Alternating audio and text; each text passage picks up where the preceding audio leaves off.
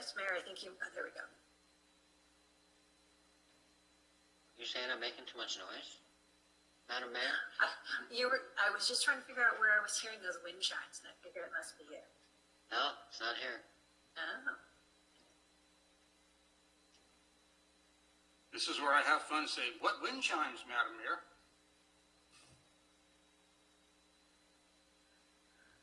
All right, well, seeing as it is 6 o'clock, I'll go ahead and ask that we begin with our special meeting of our town hall, town hall meeting for Cotati. It's on October 1st. Thank you all for joining us again. This is going to be much like the same format that we had at our July meeting. Even though the agenda only lists public comment at the beginning, I want to reassure everybody we're going to have public comment reopen after the presentation, and again, for closing remarks, things like that.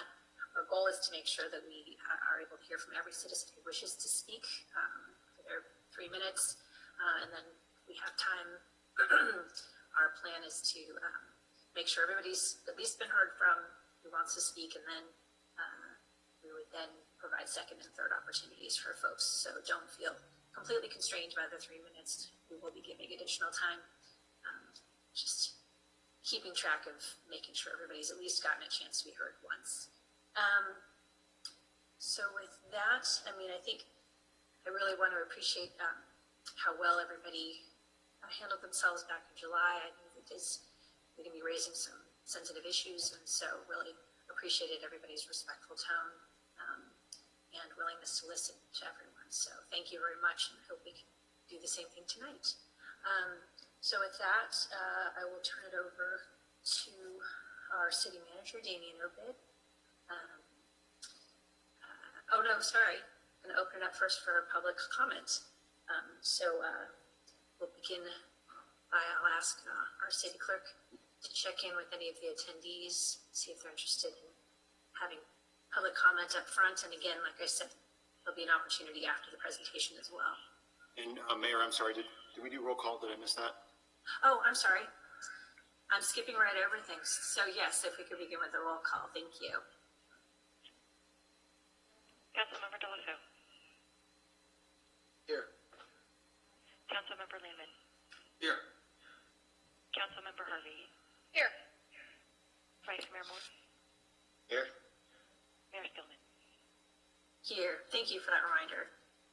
It's so just getting used to the virtual thing, and I just raced over to Sebastopol to visit with my parents and make sure they're doing okay. So anyway, yes, so now let's open it up for public comments. Thank you, Lauren.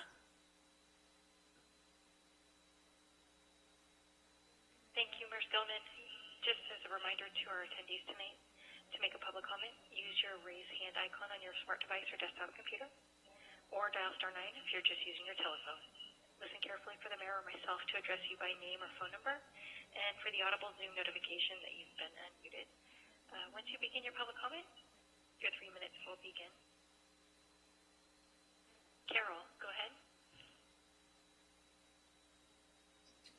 My name is Carol Williams, and my comment has to do with a lack of notice of this meeting. I was disappointed that there wasn't a lot of advance notice of the meeting.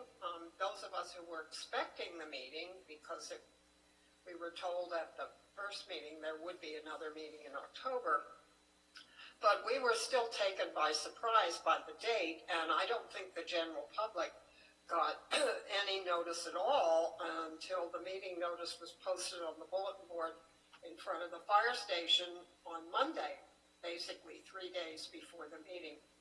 So, I'm concerned about that, and you and the city staff and council members could have reached out on your website. You could have put a notice in last week's Community Voice. You could have contacted members of CORE who were anticipating that there would be a meeting and ask us to spread the word. And I hope that there are more than just a handful of people attending the meeting tonight, but it's very likely that people who might have wanted to participate didn't even know about it.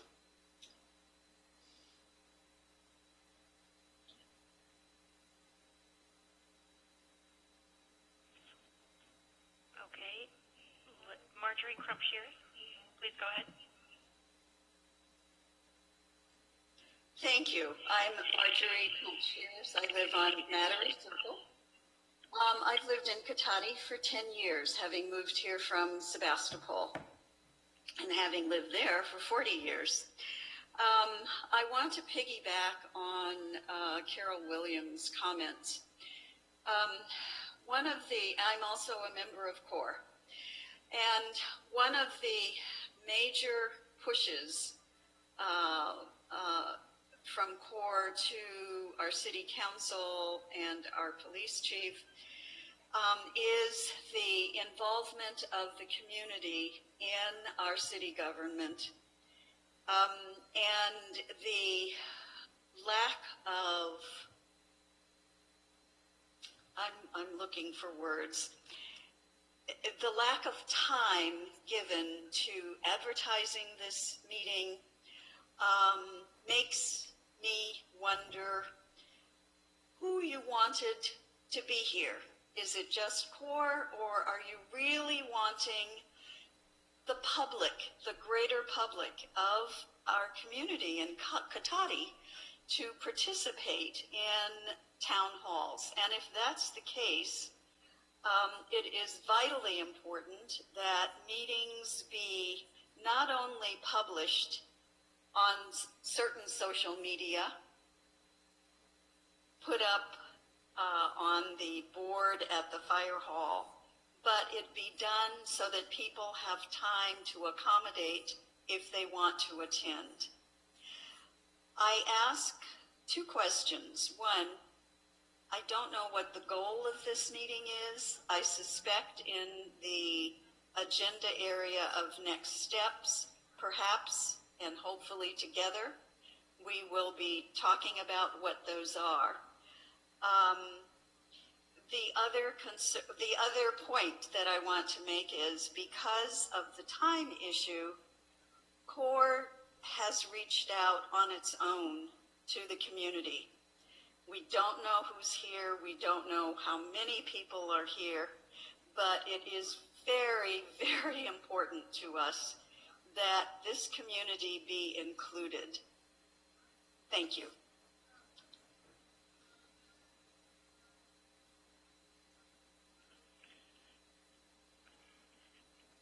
Adrienne Lobby, go ahead.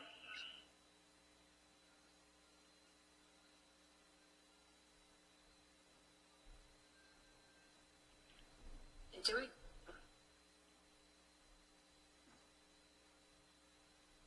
we know who may have Star Wars going on in the background? Sorry.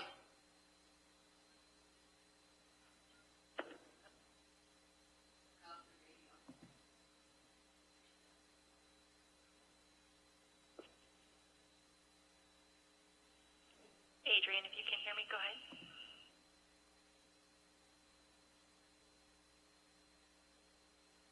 Thank you. I finally got the unmute button. If you could give me just a second to pull up my remarks. My name is Adrienne Lobby, and I live at Kingston Way in the Red Hill apartment complex. I'm a member of CORE. I heard you at the last special council meeting talking about setting up an ad hoc working group on these issues.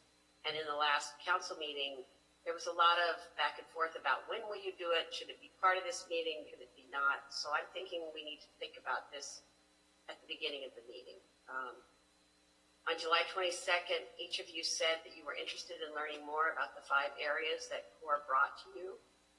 Those areas were a faster exchange of tabulation of demographic information on police encounters, ongoing citizen oversight of the police, a formal poll of community racism and police encounters, alternative 911 response with trained medical and social work crisis team members who would respond without the police to nonviolent calls, and finally an ad hoc working group to try to implement some of these proposals.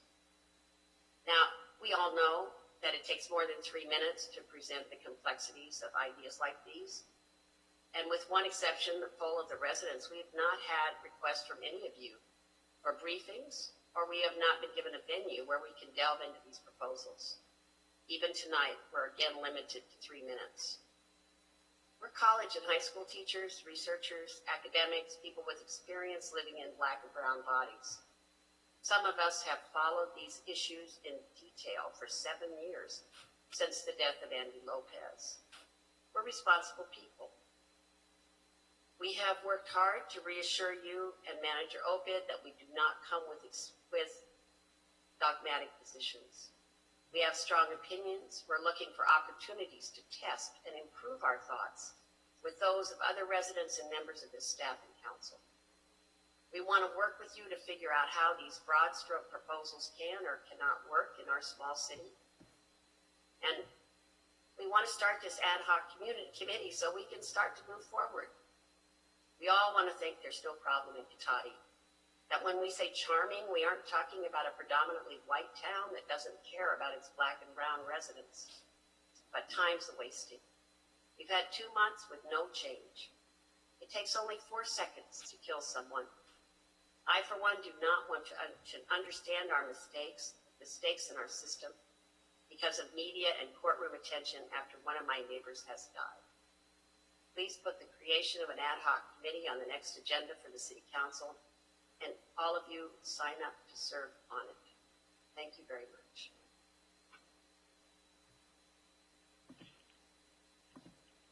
Mel Browning, go ahead.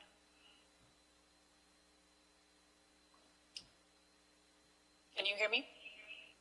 Yes, go ahead. Okay. Yeah, I really wanted to express my disappointment with how little notice was given for this meeting. I know that a lot of community members have asked to have this meeting and to have it sooner rather than later. And there's a difference between having it quickly but not giving any advance notice and not. So I'm wondering what type of participation you could hope for with such little notice. For me, it starts to kind of ring hollow that you actually want to really address these issues if we're not really engaging our community by making sure that they are aware of meetings like this happening in their community.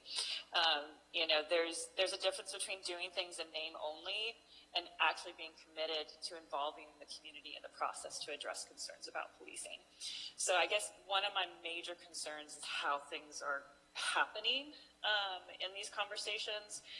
And I think that speaks to concerns around the possibilities of moving forward unless we can actually engage the community and actually do these steps together versus having a meeting, not giving very much notice, and then, people don't show up, and then I guess, okay, people don't have a concern, so then we don't really have to do much about it. That's just really, it's upsetting, and I really just wanted to express my concern about that. And I'm really, really hoping to see something change in terms of how these things are set up, so that really the voices of community members can be involved, not only in telling you in 3 minutes what their concerns are, but engaging with the council and with the city in actually coming up with good solutions. So that's my comment for today. Thank you.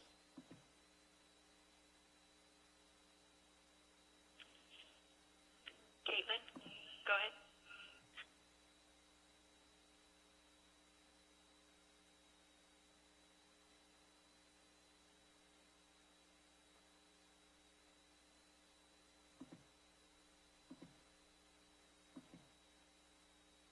I think she's muted. There we go. I am unmuted. Can you hear me? Yes, go ahead. Can you hear me? All right. The beginning of my talk was amazing. You'll have to believe me. No, I'll start again. My name is Caitlin. I live on Santero Way in Cotati. And today I want to talk broadly about bias in policing in the United States, but also bring it home to Cotati. And I know that this is a difficult topic to speak on. It hits a lot of emotion, especially for police officers and people who care about police officers, and I do empathize with that. But I still want to quickly run through some very important data points about bias in policing in the United States, because I think it's important that we continue to revisit these facts and look past our impulse to take these personally or look at them with apathy and think that that's a problem that's happening somewhere else. Since there's not enough time in 3 minutes for me to, really thoroughly cite all of the studies I'm talking about, I just want to let you know that you can contact me if you'd like links to any of my sources. I do have them. So just a few facts to understand that this is really a problem that's happening on all levels. There was a study that found that police officers speak differently to Black and white citizens. With Black people, they're more likely to use the word bro, for example, and less likely to offer reassurances during a traffic stop. In Oakland, it was found that Black men were searched nearly 4 times as much as white men, and Latino men were searched around 2 to 3 times as much as white men, despite everyone having similar levels of illegal substances. And a national study of 100 million stops nationwide found similar results. There was also a widely cited study by social scientist Joshua Correll that showed in a video game simulation that everyone from regular individuals to people on the police force are more likely to shoot unarmed Black people than unarmed white people, and also faster to shoot armed Black people than they are to shoot armed white people.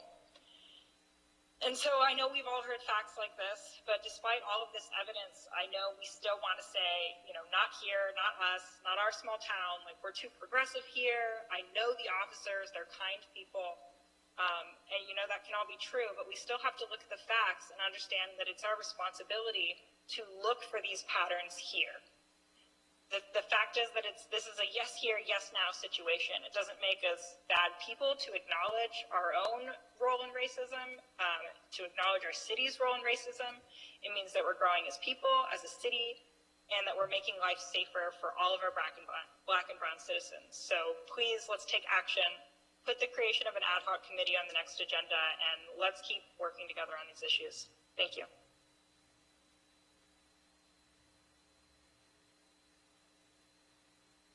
Jenny Blaker.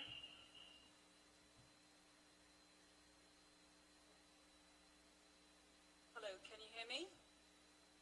Yes. This is Jenny Blaker, Arthur Street, Cotati. I haven't been centrally involved with CORE, but I thank those who have for their work. I agree about the lack of public noticing. I did get an email about this meeting, but that's because I'm signed up to get the agendas for all the city council meetings, and a lot of people who are not might well want to take part in this meeting but not be on those lists. So I agree that anything that can be done to reach out to the community through social media, sometimes notices seem to go out on Nextdoor, on the bulletin board by the fire station, in the newspaper, and so on, where people actually can get to see it and hear about it with at least a week's notice, I would say, to make sure that people who'd like to be here can be here, would be really helpful.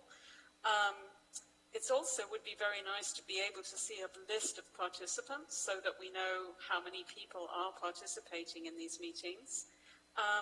I was very grateful initially that the city staff and council and police seem to be very open and responsive and willing to work with CORE as they're suggesting. But these actions about not making the meeting very visible really don't seem to support that beginning promise. I thought it was very interesting that CORE did this brief survey of, I think it was something like 70 people in Cotati, that definitely revealed racism from police in Cotati. And I agree with everything that's just been said about, a lot of us wouldn't think that there's racism in Cotati because it seems to be such a great place, but it's everywhere. It's in all white people, I think, at some level. And I think we need to acknowledge it and learn about what's going on. And I really supported the idea of having a citywide survey that would go to everyone in the city and to collect as many responses as possible. I'd really like to thank CORE for what they're doing and encourage them to, and encourage you to work with them. Also, it would have been helpful to have an agenda for today so we could see what issues were coming up. But again, it seems as if the members of CORE who were offering to help that their offers weren't taken up. So I really urge you to work on this issue and take on board some of the expertise for the individuals in CORE who've been working so hard to bring this forward in a very respectful and cooperative manner. Thank you.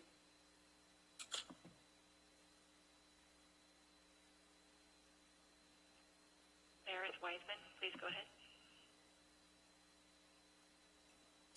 Hi, I want to start by thanking you for your service, time, and consideration of this crucial discussion. I'm Meredith Weissman, a resident of Cotati since April and a member of CORE. I have over 20 years of professional community and civic engagement experience, including in higher education and in community-based work. The proposed ad hoc group and a civilian oversight board is good community engagement. For example, one key component of effective civilian review boards is that the majority of board members are nominated by civic organizations. This issue goes well beyond policing. Good civic engagement has value for communities and can help Cotati become a more cohesive and caring city. Good civic engagement improves governance by increasing democratic legitimacy for institutions because of close links with residents, improving reputations for public bodies, increasing opportunities for active citizenship, and providing greater accountability of public bodies because of more effective information dissemination and better dialogue. Good civic engagement leads to greater social cohesion. It brings diverse and sometimes hostile communities together. It brings harder to reach groups into discussions. It builds relationships within and between different communities and social groups. It strengthens and creates new networks that enable different interests to work together as a result of building more positive relationships based on a better knowledge of each other. And it also increases equality of access to policy decision-making processes. Good civic engagement reduces conflict between different parties and increases trust through better communications. It enables people to share in the responsibility for improving their own quality of life. This leads to improved quality of services, projects, and programs, including ensuring public service investment is based more on people's express needs, reducing management and maintenance costs by reducing vandalism and misuse as a result of engendering a sense of ownership. Cotati can greatly benefit from good civic engagement in the forms of the ad hoc working group and civilian oversight board. But in order to gain all these benefits, the ad hoc group and civilian oversight must be authentic and empowered. This is why we recommend that the majority of civilian oversight board members be nominated by civic organizations. Thank you.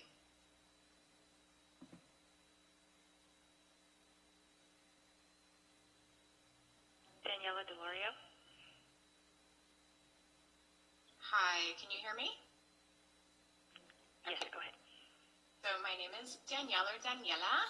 Me llamo Daniela en español. I am a high school Spanish teacher. I'm also a mom to 2 teenage Latino boys, and I'm a resident of Cotati for about 10 years. I've lived in Sonoma County on and off for about 30 years, and I live in the Frog Song co-housing community.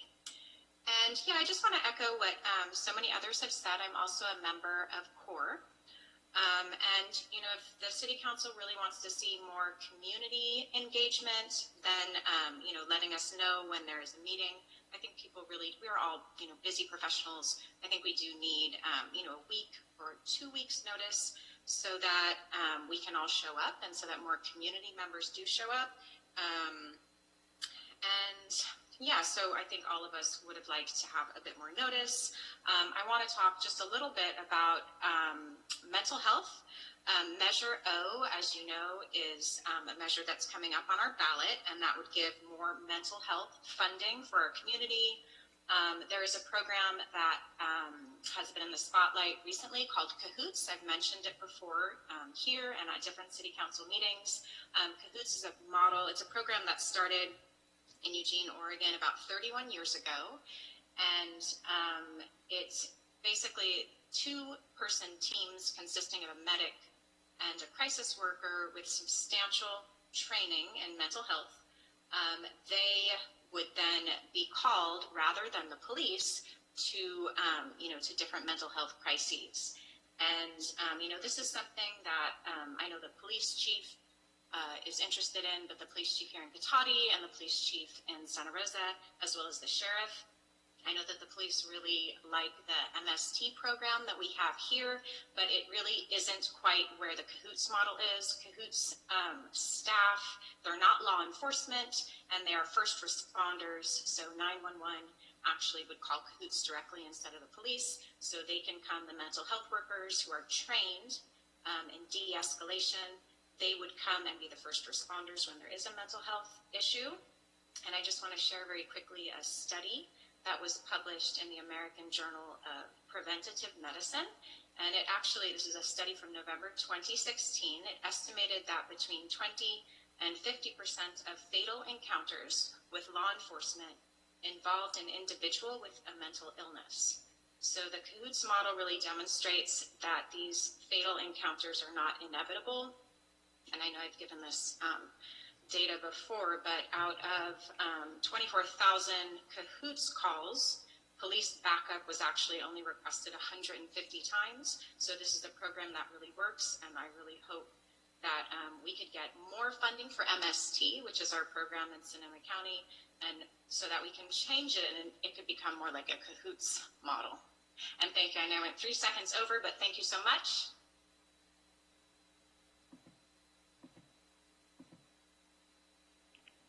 Dean Kay, go ahead.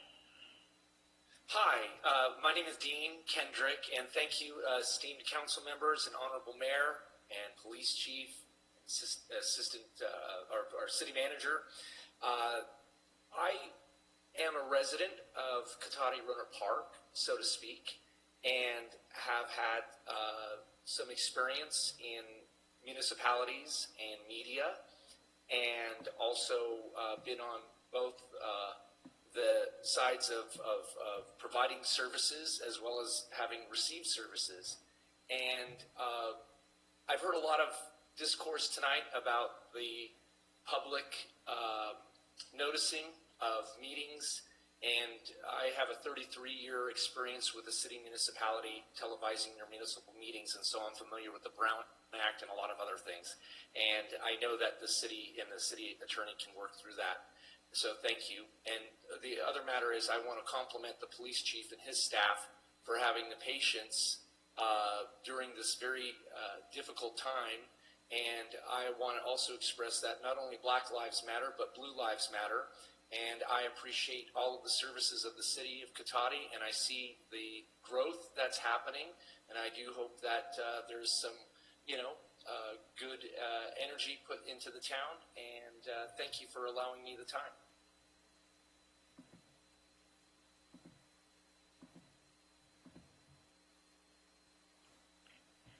Mayor Skillman, that is it for our public comment. Okay, thank you everybody for your comments. So we'll move to the presentation that has been prepared for tonight, and for that I will turn it over to our city manager, Damien Urban. You, Mayor, members of the council, so just give us a minute here to load the presentation up.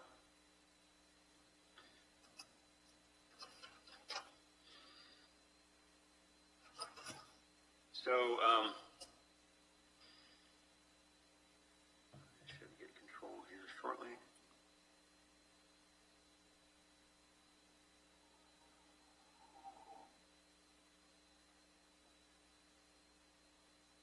While we're waiting for the control to come over, it's been a busy period of time. So, in addition to COVID and the budget and the economic development stuff, the work that the council has been working on. Also, we had 2 fire responses in the last couple months, starting a $1.5 million paving project, pathway, ranch rehabilitation, finishing up implementation of various new IT projects that the chief can certainly speak about. It's been kind of a very busy time. So, thank you everybody for bearing with us as we kind of all work through this stuff together. And I just wanted to just lead off by just a quick recap of where we last left this in July 22nd. So, as you all know, the city provided a summary of police statistics and operations and how the police department works in the city. And, you know, my summary of the meeting is, you know, can we implement RIPA, this is the Racial Identity and Profiling Act, early? Can the city conduct a statistically valid survey of all the residents regarding racism and bias in Cotati? And looking into what are the best practices for civilian oversight of police, and a desire for a CAHOOTS type model for mental health response. And so tonight we were just going to talk about what's happened since July 22nd. We've had, as we mentioned back in July 22nd, Lexapol is our policy manual, and it's literally constantly changing.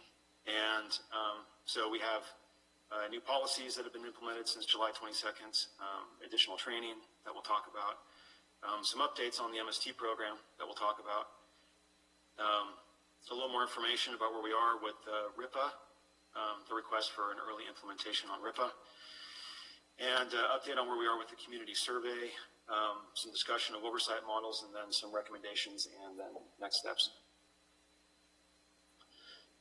So with that, I'll introduce Michael Parrish, the Chief of Police, and he will take it from here.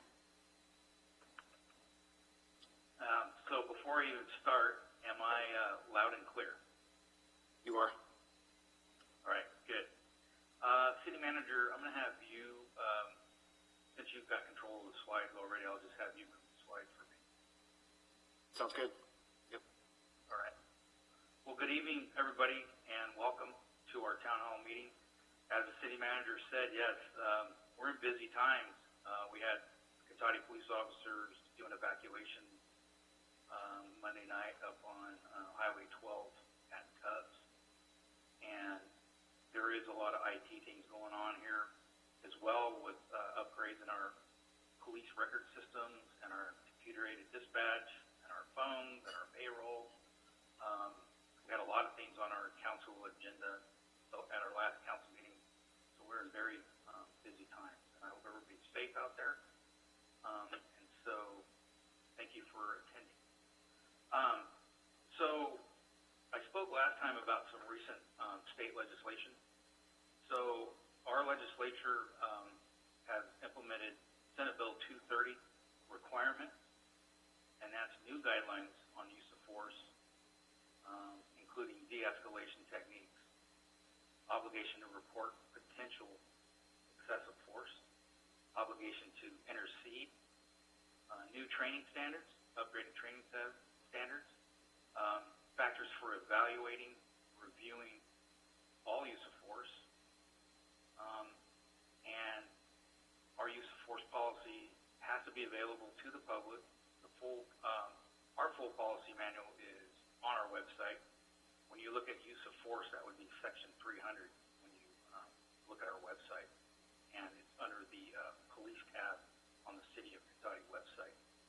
Also, there's an Assembly Bill 392 in California, which is new, and it creates Penal Code 835 subsection A, which is law creating new standards for use of deadly force. So there's a lot of big changes that have happened in California that are far advanced to other states in the United States.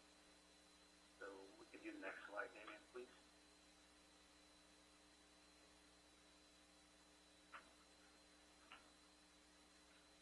So as I spoke last time, you'll remember that we use Lexapol as our policy manual. This is used throughout California and other states, not only for law enforcement, but for fire as well, and even corrections. And our Lexapol policy manual would be very expensive for the city. However, it's provided by the Redwood Empire Municipal Insurance Fund, which is a joint powers authority that about 15 cities belong to. So it's basically an insurance pool that provides this manual. So this manual is always evolving. It's continuing annually updated by experts in the field to be compliant with all new state and federal laws, as well as any relevant case law and best practices that develop. And as you know, case law changes all the time. So this is a highly active field of law. Keeps attorneys busy. We use best practices, use core policies as written, and so we do not, we avoid making changes to the lexical manual because it is written, as I said, to coincide with current state and federal law and best practices. So since we spoke at the last town hall meeting, we have republished the lexical manual. So when you look at our website, you will see our brand new policy manual, including use of force. And you will also notice that the June policy is on the website as well. And so when you look at the website, you're going to see a June policy, you're going to see a September policy. I left the June policy up there so that when you look at use of force policies or other policies, you can compare, contrast that for yourself, so you can have a better understanding of what's changed and what's been added since we last spoke. So we can go to the next slide, please, Damien. So here's a lot of the changes, and this is specifically, the manual has 10 chapters and it's 700 pages. So it's extensive, there's a lot here. So what I'm going to speak to is use of force, that policy. Again, that's section 300. If you see something in bold, that's going to be new. But even the rest that's not in bold has been changed. So what I'm going to talk about here on this slide is changes in use of force and then also additions to use of force. And again, the bold is addition. So on the first bullet point, the use of force, purpose, and scope, basically the change is it calls out that all use of force needs to be documented and reviewed. When I say documented and reviewed, that means a police report is generated, and in a review, what happens with the review is the sergeants are noticed that force was used, and the sergeants then review the police report, and they also review the body camera. There's a form associated with that they fill out, and they give their opinion of whether or not use of force was appropriately used, and then that goes to the lieutenant for further review. Ultimately, the lieutenant can agree or disagree that the use of force was appropriate. If there's a disagreement, the lieutenant will come to me and we will review that for a potential administrative review, also known as a internal affairs investigation, if we deem that appropriate. And use of force could be even not an arrest. So use of force could be somebody in mental health crisis, and maybe they're combative, and we put them in a wrap, and a wrap is a constraint device so that people won't harm themselves or others or try to kick out windows. And so even though this person hasn't committed a crime, we're just trying to get them help. By putting that person in the wrap, we deem that as use of force, and that would be subject to review to make sure we're following policy. And then moving into definitions, the next bullet point, I'll read these. It's use of force definitions. Talks about feasible, reasonably capable of being done or carried out under the circumstances to successfully achieve the arrest or lawful objective without increasing risk to the officer or another person. And these are available. I'm reading you what was provided on the the webpage for tonight's meeting, so you can look along at that as well.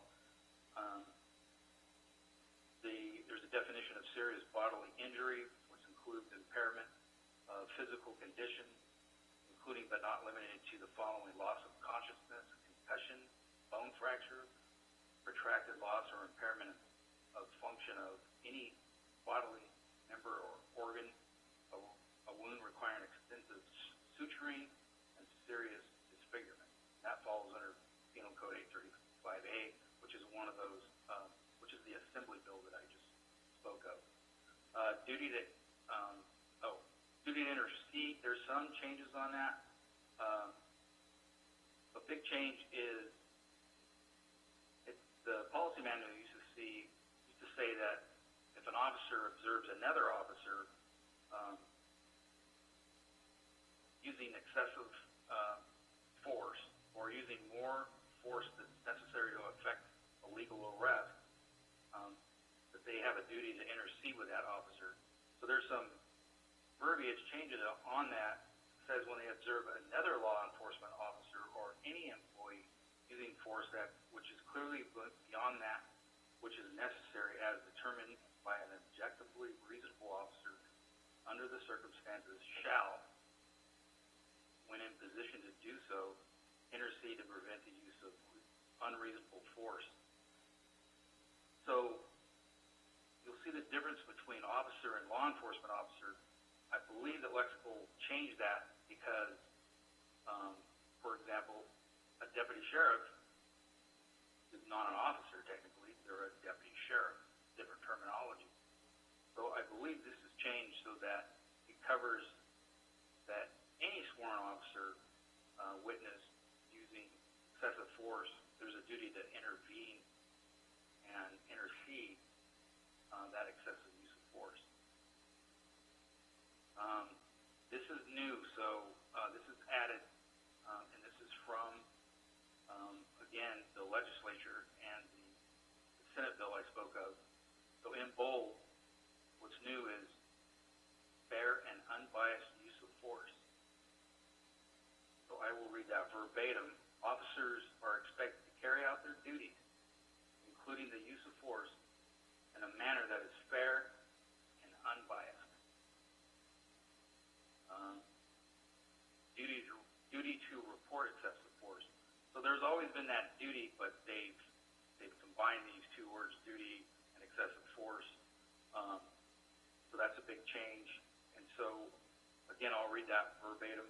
Any officer who observes a law enforcement officer or an employee use force that potentially exceeds what the officer believes to necessary effect the arrest shall promptly report these observations to a supervisor as soon as feasible.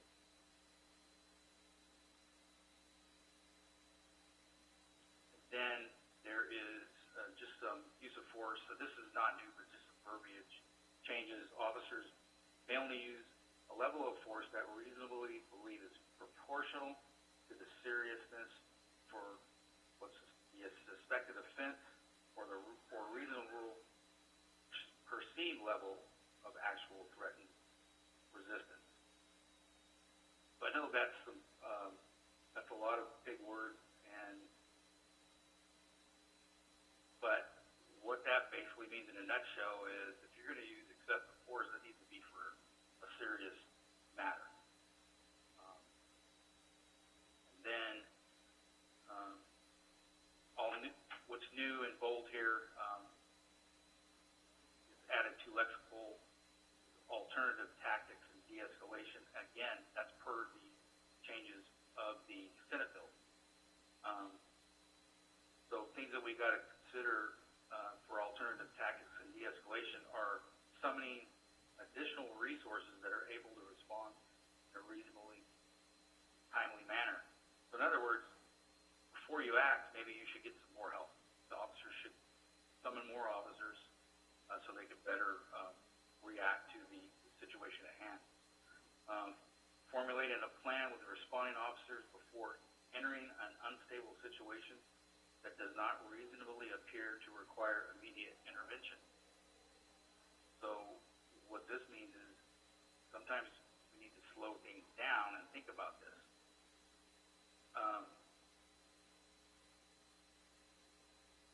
Then, so deadly force application, again, not new, but just some verbiage changes on that. Last time I talked about shooting or at or from moving vehicles, so this is generally discouraged by Lexipol.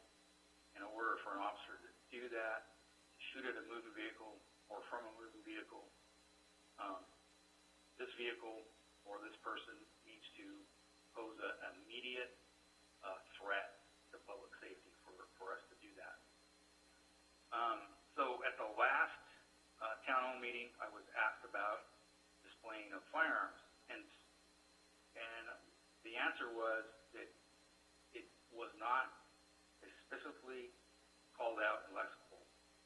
So it did not say displaying of firearms is a use of force. We knew that if you pointed a firearm at somebody, that was a use of force. However, it was not called out in Lexipol policy, but it is now, including the displaying of firearms. So even if we don't point a firearm at someone, if an officer approaches a car or person in a park or whatever, and they perceive danger, even if they don't point their firearm at the subject they're dealing with, even if they're just at the low ready, so in other words, gun out of the holster, down to their side, at the low ready, that is deemed use of force, and that would be subject to review. There are some changes in medical consideration, but they're not anything that's that great. It's just some change in verbiage. There is some changes in training per the Senate bill, which I'm going to talk to next, because we have a lot of training changes because of the Senate bill, and it's called out again in Lexipol. Then the use of force complaints, generally that just calls out that when we receive a complaint, the processing and investigation of civilian complaints involving use of force incident should be handled in accordance with personnel compliance policy. So, and we do have that policy for reviews. So, can we go to the next slide, Damien? So, I've spoke about California training in the past, and I'm telling you that California, that our standards are higher than any state in the nation, including the police academy, which is ever evolving. We're fortunate to have the police academy in our own county where we send our people. It's a very good academy, and officers from all over the region attend this academy, which is in Windsor. And again, we have the highest police training standards in the nation. So, next slide. So I want to talk about some training. So with crisis intervention training, my goal is to get every Cotati officer and dispatcher, it's called CIT training, the crisis intervention training. My goal is to get all officers CIT trained. We're close with officers. We got some dispatchers to go. But like we just had a retirement recently, and when that position's backfilled, for example, that new dispatcher hasn't been in this training yet. That's a little tough right now with COVID, because this is a hands-on role-playing serious class. It's 32 hours. It's hosted here in Sonoma County with the Sheriff's Office and Sonoma County Mental Health. And again, I'm going to get all personnel through that. Prior to the last town hall meeting, all command supervisory staff, so that's me, my lieutenant, the sergeants and corporals, we all attended the Force Science Institute training so that we could better train our staff how to deal with force and in the science of it, because it is a science. It's very stressful out there, and split-second decisions are made. And I just wanted to share with you that we all had that. Now, since we met last time, these three bullets, these trainings here, this is what we have done since our last meeting. So every officer, sergeant, corporal, since the last town hall meeting have received bias and racial profiling training. And that's what the Senate bill intended. And so I want to read you a description of that. So the goal of this training program is to provide law enforcement with an understanding of historical context and how they affect law enforcement's ability to serve. This training reviews history as it relates to racial bias and community perception, reviews potential ways biases may affect decision-making, reveals how bias and profiling impact the profession and influences public perception, identifies various communities, perspectives, and concerns, and reflects on diversity within law enforcement agencies.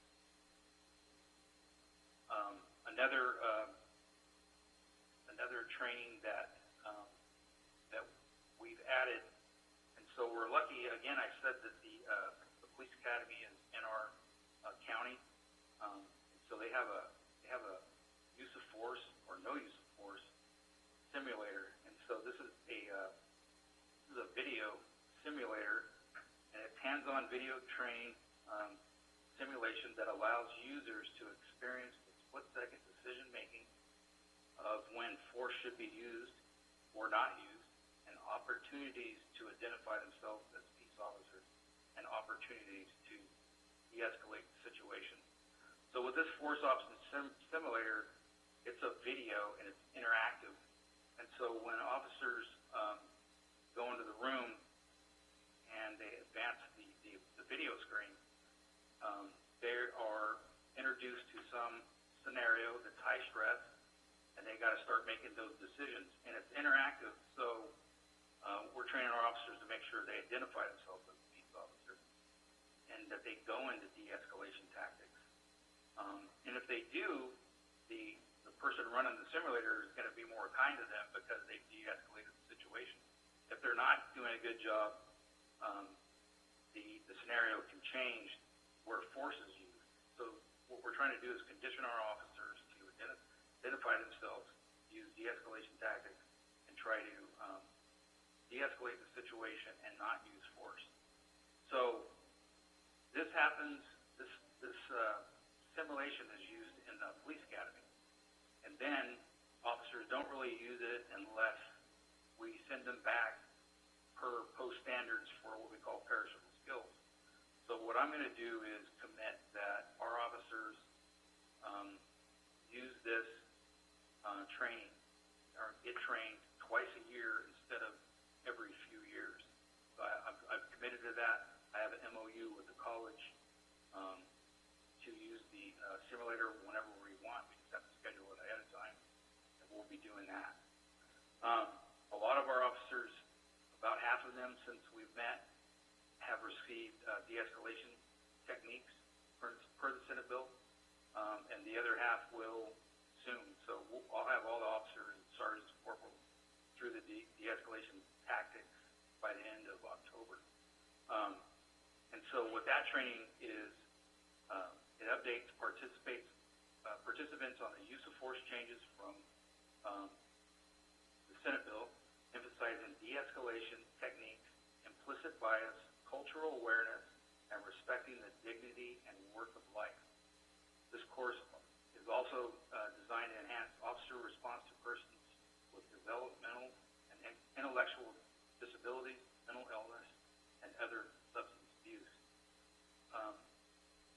Through group learning activities, participants practice effective communication techniques to increase voluntary compliance, diffuse tense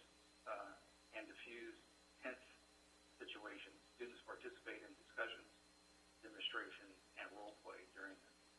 So, next slide, please, Dana.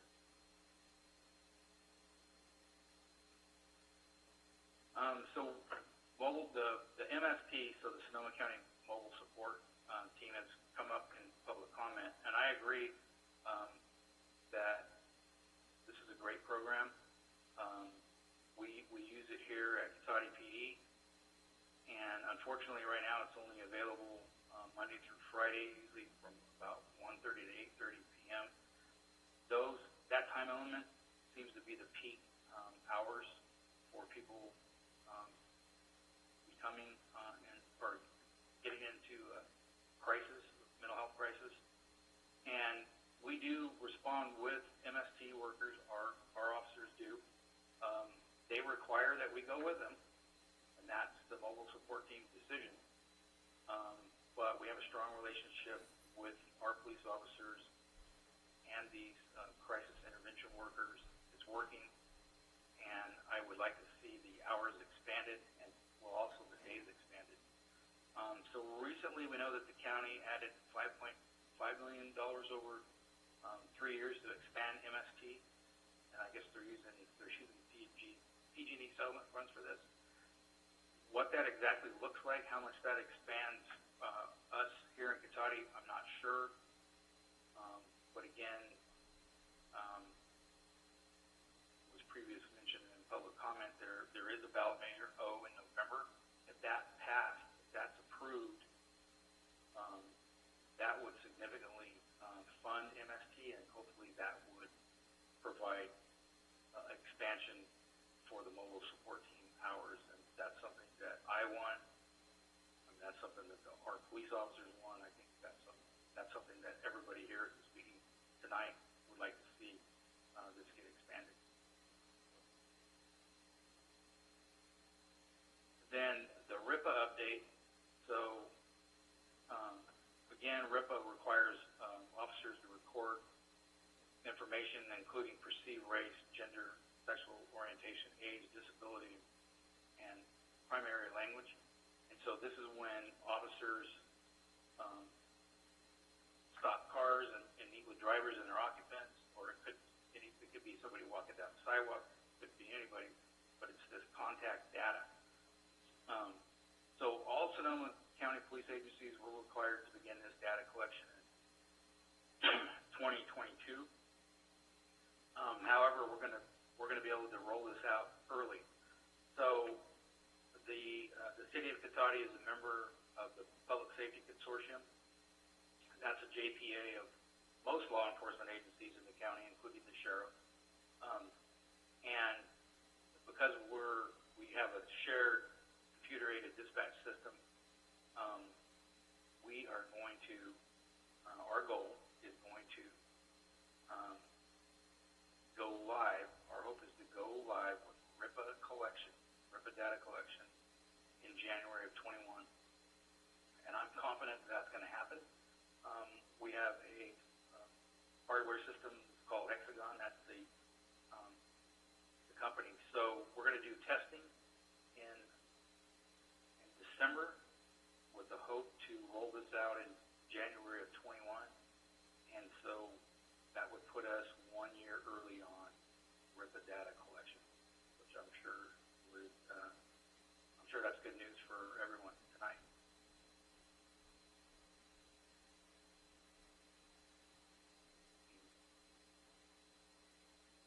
Then that's all I had tonight.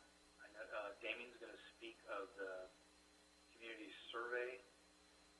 So, Mayor, I don't know if you wanted to open this up for questions or comments for me.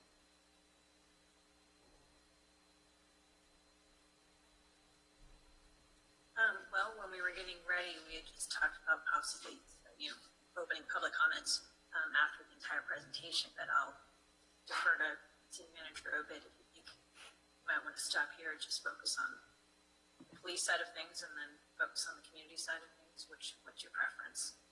I think, maybe we just get through the PowerPoint and then we can have a good discussion at that point. Okay, great. Yeah. Wonderful. Okay, so the community survey, this was another one of the topics that was discussed in July. And really just working with community members to conduct a statistically valid community survey. And really the points of that are to understand racial bias in our community, understand positive or negative experiences with the Cotati Police Department, or really the city in general, conducted bilingually so that we can target groups of residents that may not speak English or be fluent in English. And we're trying to get all that together and get it done and results back before the end of the calendar year. So that's our goal. Okay, so oversight. So we spent quite a bit of time looking into different oversight models around the state and what they look like and if there's any commonality to them. And I will say that certainly the most common civilian oversight for cities is the city council, city manager model. That's roughly 96% of the cities in the state, plus or minus a couple, but that's basically the rough percentage. And then in terms of best practices with respect to cities that had appointed or contract oversight models, so there's some oversight cities that have appointed citizen committees and others that have just a contracted consultant essentially that acts in that role. And what it works out to is out of the 482 cities, about 20 cities have some form of formal kind of appointed or contract oversight. And that's and there's no single best practice really in that group of 20. The last 20 years or so, it seems like if you were to roughly group these types of oversight functions together, then the auditor monitor is the most common model among the newly formed, as in the past 20 plus years. Others, typically older ones, are investigation or review focused, and just the research. There's no cities that we could find under 36,000 in population with any sort of active oversight body of appointed or contract types. So anyway, this is just what it looked like graphically. So elected governing board, city manager oversight of police is the bar on the left, and then the contracted or appointed group are kind of just grouped together just to keep the chart simpler. But they add up in total to about 20. So they're relatively rare in the states. In terms of population groupings, so under 36,000, there's one agency that we could find that had like an advisory type body. This is the city of Sausalito, about 7,000 population, but it's not active. That's why the one and the red bar. It exists on paper, but it doesn't function. And I don't know how long it's been since it last functioned, but it's definitely inactive now. Between 36,000 and 60,000, there's a couple in the state, one in Southern California and one in the North Bay, city of Novato. And I'll get to that in a second. And then there's a group of cities, about 5, that have some type of appointed or contract oversight in the 60 to 90,000 population range. And then really the rest, like the other half of them, is for cities over 500,000. So getting back to the North Bay, there's no cities in Sonoma County that have oversight or certainly active oversight. Sonoma County Sheriff does have a form of oversight currently, and I think everyone knows ILERA measures on the ballot for November, so that could be getting more robust after the elections if it's passed by the voters, and that applies to the sheriff. So the nearest city, as I mentioned earlier, is Novato. Population is 55,000, and it's typically advisory only with no investigative powers. Sausalito is advisory only. It's the only other city in the North Bay, and they're inactive. So into some of the legal basics about oversight. I'll just start with just saying that Cotati is what's called a general law city, and what that means is we're not a charter city. We don't have a charter, so we're bound by the general laws of the state of California. So a general law city does have the power to form a police oversight body under its police powers, provided it doesn't conflict with state law. So another sort of fundamental thing to understand is that a city council can't grant an oversight body any powers it doesn't possess itself already.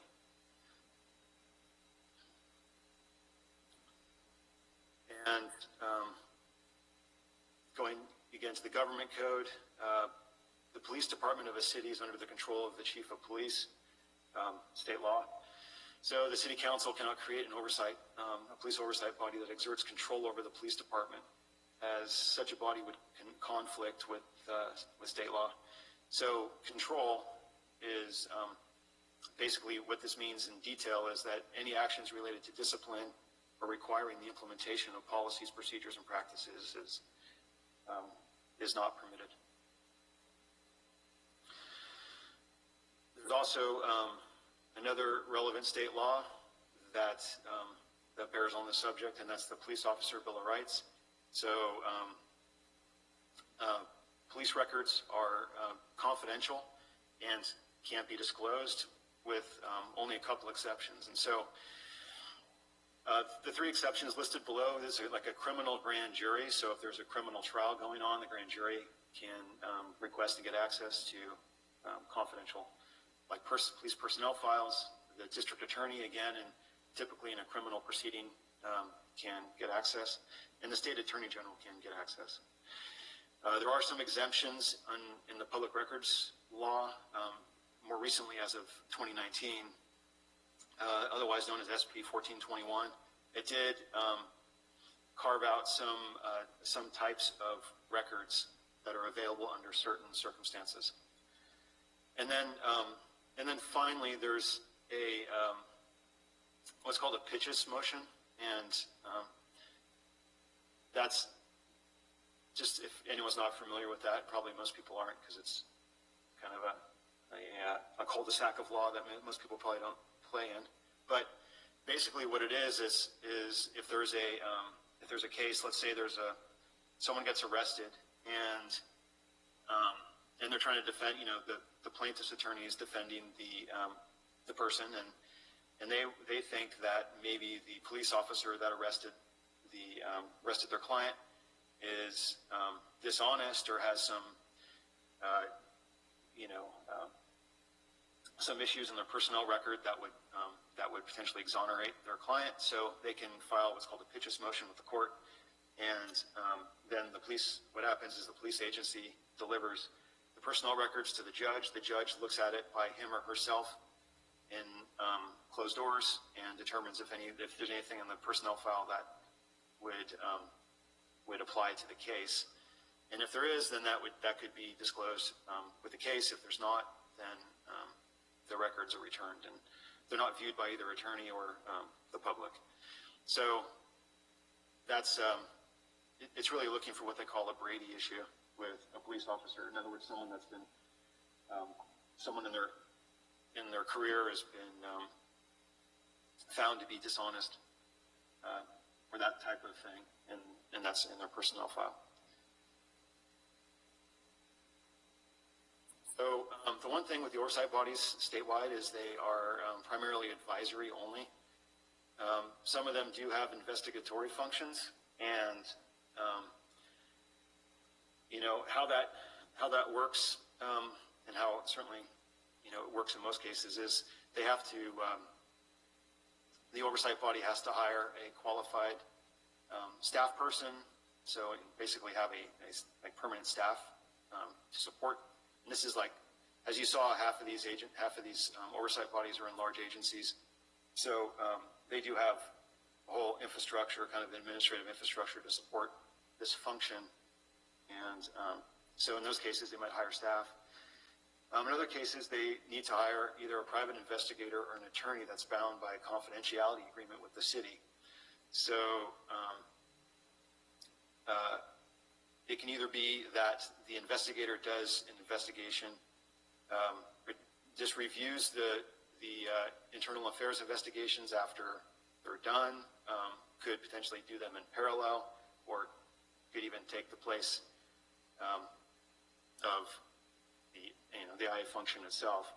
But the investigation then would be any sort of presentation of that information to an oversight body or the general public does not contain confidential information. So the oversight bodies themselves don't have any access to confidential information. It's just the contractor that they would hire that has a confidentiality agreement that would potentially have access.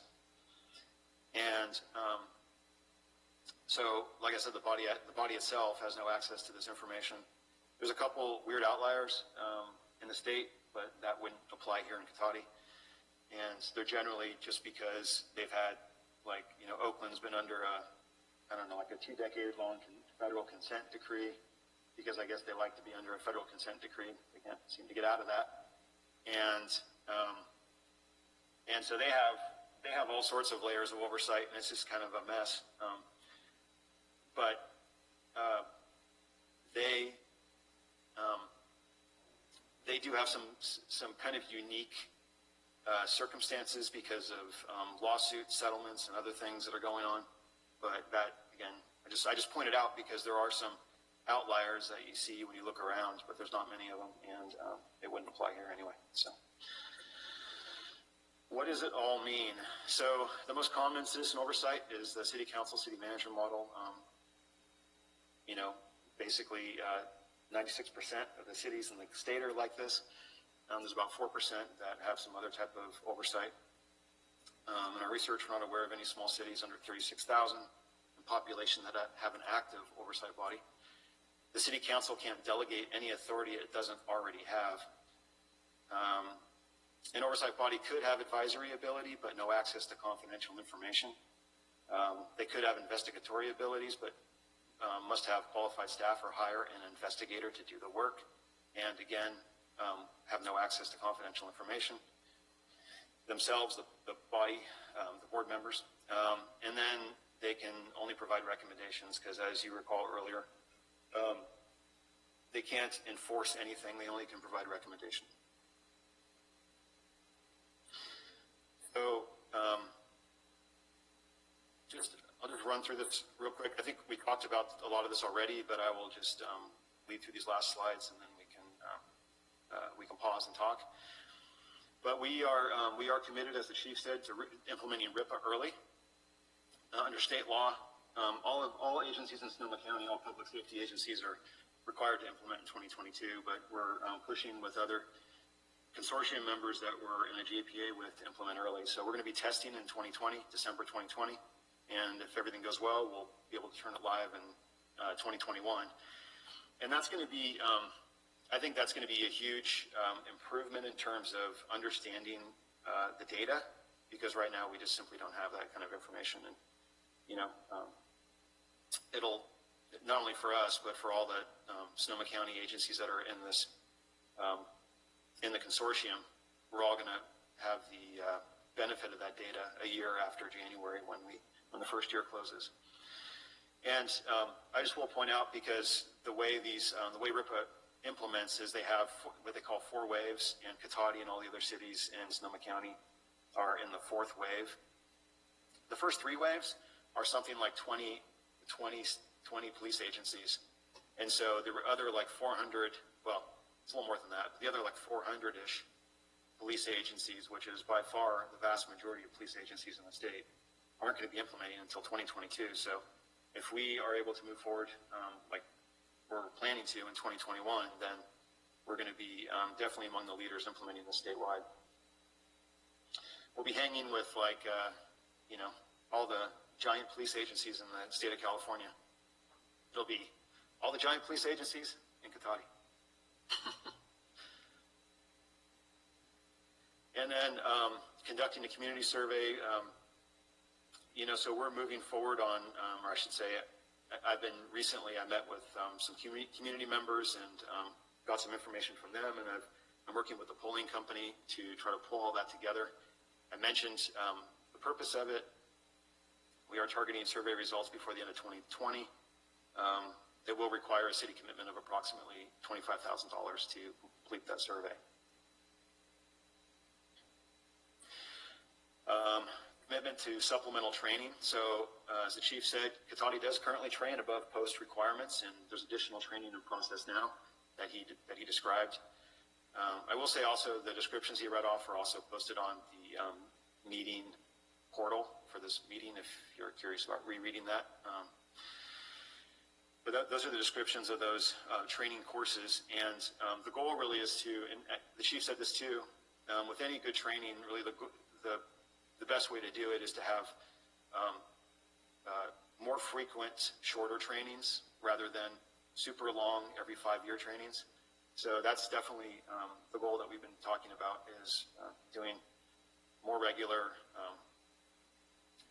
touches so that it's just fresh with people and they and the training becomes habits, and that's what we want to get to.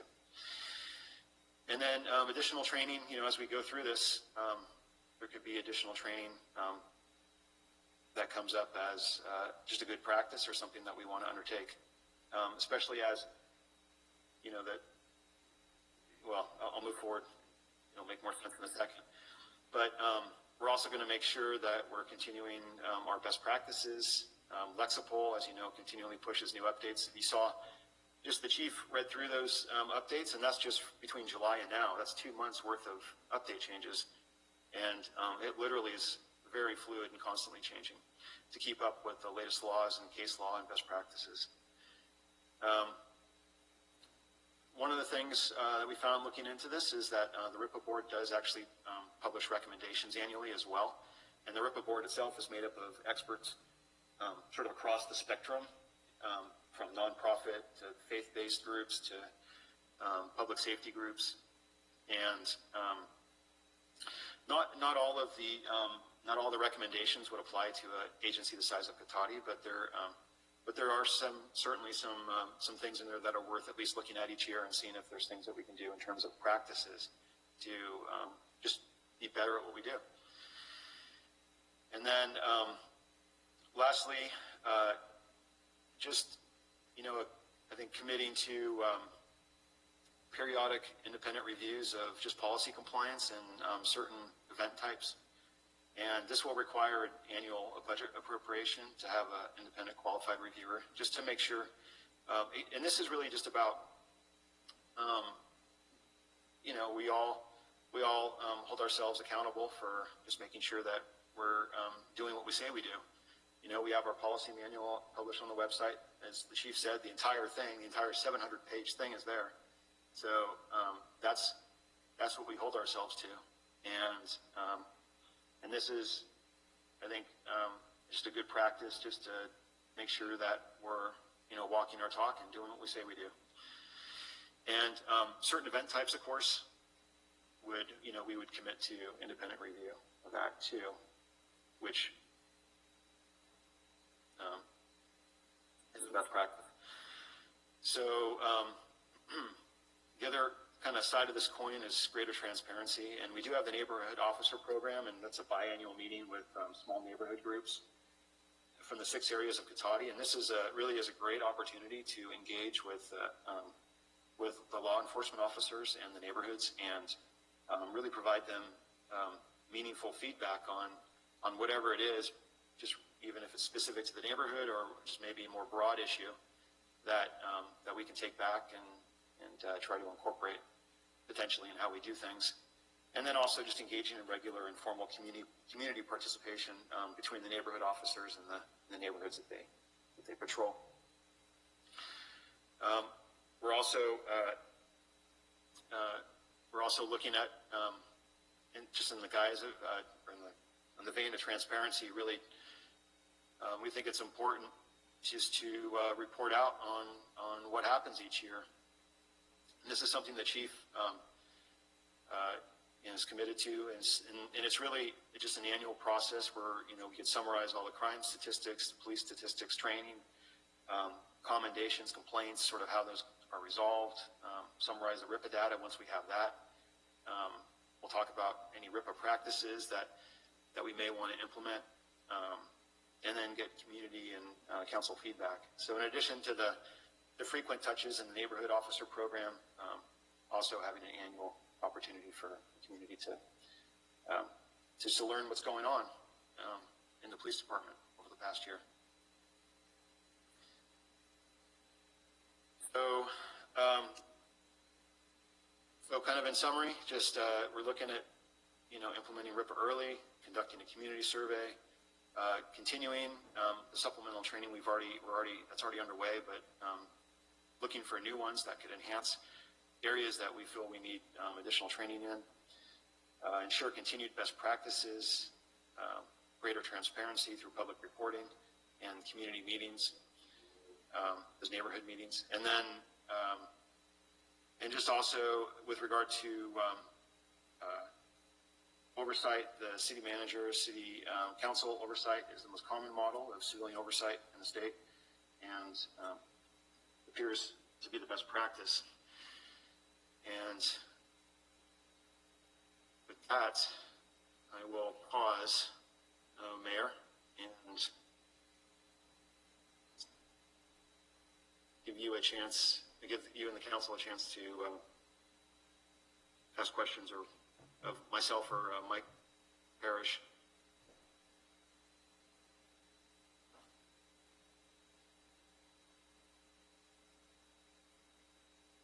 Apologies, my battery just told me that it was going to shut me out of the meeting, so I will first of all check and see if there's any comments from council. Councilmember Lehman, so you've got your hand up. Go ahead, please. That looked like that was just in the nick of time, Madam Mayor. Thank you. I got a few questions to ask about the presentation. I'll reserve my comments for after public comment. First of all, I wanted to ask you, Mr. Obida, a little more about that independent review recommendation you made, along with a raft of other proposals. Am I understanding this correctly? This would be using a qualified reviewer to report to council to improve, buttress, deepen our oversight. But am I understanding it's not just responding to events that may happen, in other words, responding to something, but this would actually be a proactive, regularly scheduled to some degree, monitoring of case reports, surveys, RIPA data, to make sure that we're following our policies, because like you said, you can have great policies, but if your culture and your organization doesn't follow them, it doesn't do you any good. And I believe we have a good culture. I'd like to keep track of that and have a process in place to make sure it's happening. So could you confirm me that the idea of this is more proactive based rather than just being responsive? Yeah, well, that's correct. So it would be just proactive, periodic testing of just policies. Like we say we do something a certain way. It's really just making sure that that we do actually do it that way, and that we're doing what we say we do. Yeah, well, good. That's what I would hope for. I have no problem, and I would expect from time to time, as always happens in any policing agency, there'll be something that pops up that we may wish to respond to and look into deeper too, and that wouldn't be unusual. But I like the primary idea of this actually being something to deepen oversight, because that was a goal I had. Let me ask you about the survey. First of all, I'm very happy to see staff propose that, because I do see the need for a statistically valid survey here to give us some real data on what we're dealing with, because I applaud the efforts of the folks in the community in court for putting together and reaching out and trying to get some input. But I also know from years of experience that self-selecting surveys have a tendency often to distort. It was enough for me to be interested in spending the money and supporting spending the money to get something deeper. But I wanted to ask, would there be any problem with, as we begin to draw up questions for a survey, because obviously that's the most important part, is what you ask, not just asking it. Would there be any problem working with the community? Anybody interested? Certainly core members, who I imagine would be interested, to help put together that raft of questions before it comes to us for a final approval? No, that was the intent to work with them through that. Okay, good. That's helpful. I think there'd be some value in that, because that way it gives us a chance to match some of the data we previously received with what we might receive from this, which I think will be much larger and hopefully have a lot deeper outreach, particularly into our Latinx community. Last thing I wanted to ask you, kind of two related questions. So I understand we could, if we want to, create a separate citizens oversight committee, but that would require its own separate staff time, some amount of investigating actions, and depending on the amount of demand. I'm curious what the cost could be. As I look at this, the amount of staff time and investigation, would this not potentially be a rather significant cost? That's the first half of the question. And second, if we were to choose to do that and spend that additional staff time and money, because time is money, would that oversight be able to do anything that the existing elected civilian oversight, the city council, is able to do beyond what we're able to do? So in terms of cost, it would be a Brown Act body, so it does take a significant amount of staff time just to manage that. And certainly I would expect in the first several years there'll be a significant amount of staff time just in educating everybody and bringing everyone up to speed. And then there's sort of a steady state amount of staff time into the future to manage that. And then if there is any sort of investigatory ability, that could be potentially, depending on the limits on that, that could be anything from a moderate amount of money to a lot amount of money to hire a contractor to do all that. And then on the in terms of the scope, any sort of oversight body would have no, they couldn't do anything that the council can't already do. So in other words, the council could do all this already. Okay, that's what I took from your presentation. I just wanted to clarify and make sure I was receiving that correctly. Thank you. Thank you for your answers. Thank you for the time, Madam Mayor. Absolutely. And Councilmember Harvey, you put your hand up, right? Yes, thank you, Madam Mayor. Thank you, Councilmember Landman. You hit some of my questions, but so on this survey, I think you have been working with some of the community members. Is that not true? That's true. Correct? Yeah. Okay. Yeah. That's my understanding. And surveys sometimes tend to not be answered or have difficulty in getting people to answer. So my understanding is what we would desire is something that really gets to the issues.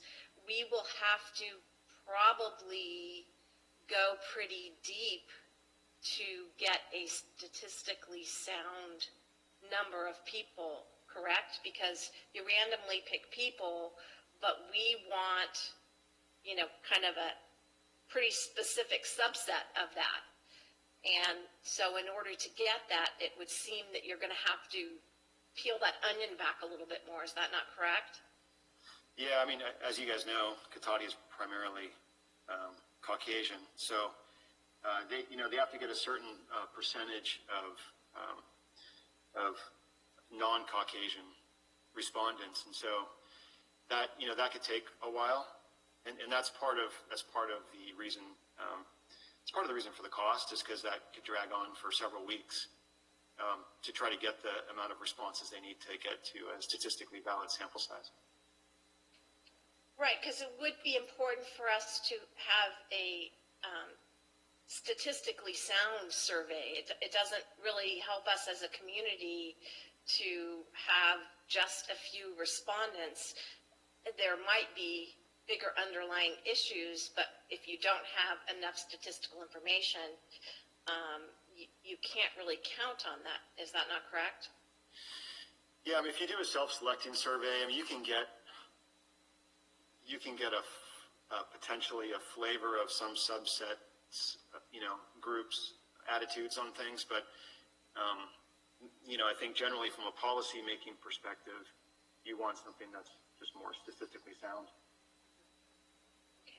And then the question around the oversight and it being a Brown Act So it definitely would have to be a Brown Act committee, correct? Or if that, yeah, because I think that a lot of times people don't really understand the significance of that.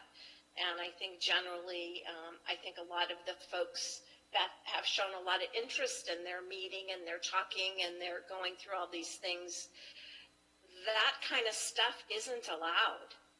And I think people don't necessarily have a good understanding of that. So it might be beneficial to kind of put out some of what that may mean, because it's one of those things where, well, you might be careful what you ask for, because you might think it might be something where you can freely talk to one another and all that. And one of the aspects of a committee that's held under the Brown Act is we have to have this meeting here in front of you.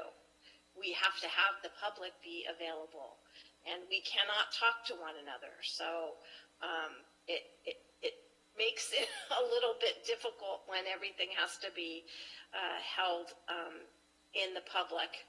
And sometimes it may seem like, we're kind of talking about things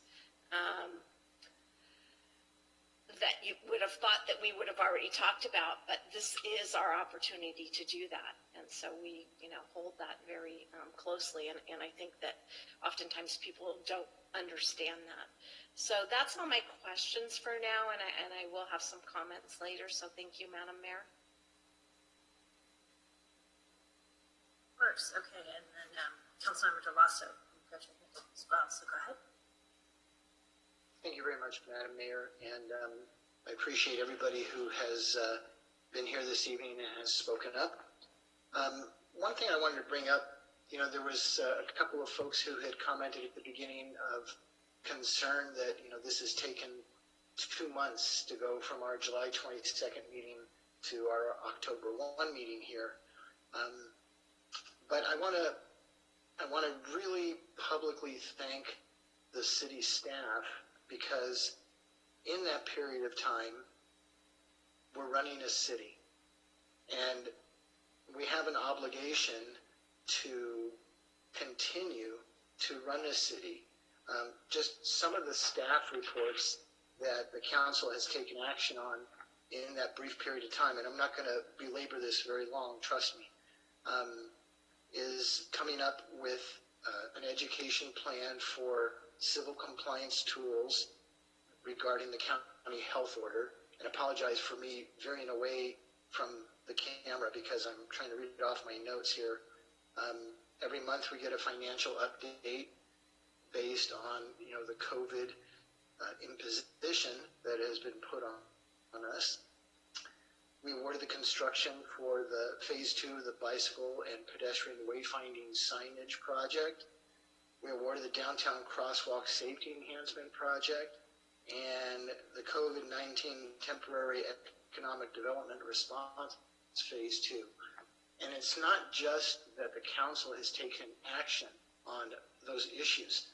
The staff has taken the time to potentially do things like write up specifications for specific jobs, designate various fund sources within the budget where this money could be found to obligate should we approve things, send out proposals, rate them, and then write a staff report. So from the 28th of July, the city council meeting, we had only 1 in August and then 2 in September. So of those 4 meetings, we also had nearly 800 pages of council agenda material. And those are pages that staff had to generate, reproduce, make public, and then certainly we had to consume and make decisions. So I understand there could be some level of frustration of why is this taking so long? But please understand the situation that the staff and the council are in, that we're running a city. This is a critical issue that we're talking about. I am not downplaying it in any way, shape, or form. I just am trying to point out there is a lot that goes on in running a city and keeping it running pretty smoothly, in my opinion. And then a question I have for the city manager. I don't know if you have, all of this information in front of you, but we certainly heard in the public comments at the beginning that people were not satisfied with the lack of noticing of this meeting. And so I didn't know if you had this information about addressing when was it noticed, what was done with social media, the physical postings that we typically do, the community voice, which I know has had some problem with getting information from the city on their end with mechanical malfunctions. So if you can address that, that would be great. And I think for now, I'm going to stop with those and turn it back over to the mayor. Thank you, Mayor. Yeah, sure, Councilmember DeLasso, I could just tell you real quick.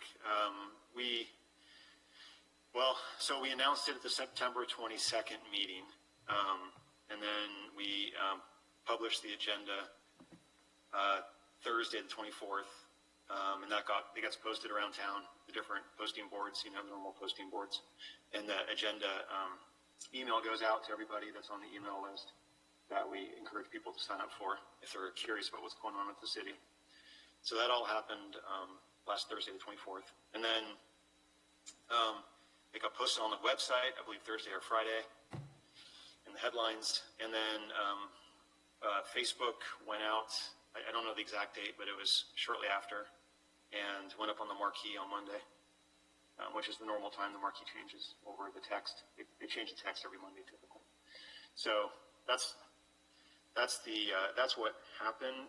We tried to push it out specifically on the Thursday, like a whole week ahead of time, way ahead of the normal 72-hour requirement for a regular meeting. This is a special meeting, of course, so the Brown Act requirement is 24 hours, but that obviously is not adequate. And we didn't think that 72 hours, the normal city council, when you talk about 800 pages of material, you guys only got 72 hours for that. So we tried to be even more, give more time than that. So we pushed it out physically in the agenda a week ahead of time. Thank you. That's the timeline. Okay, thank you. And I'm not seeing any more hands going up for council members, so what I'll do is I'll open it back up to the attendees for public comments. See what else we've got going on. Okay, so Lauren, I'll turn it over to you. Thank you. Thank you, Mayor Skillman. Laura Sparks, go ahead. Thank you. Can you hear me? Yes, go ahead. Okay, great.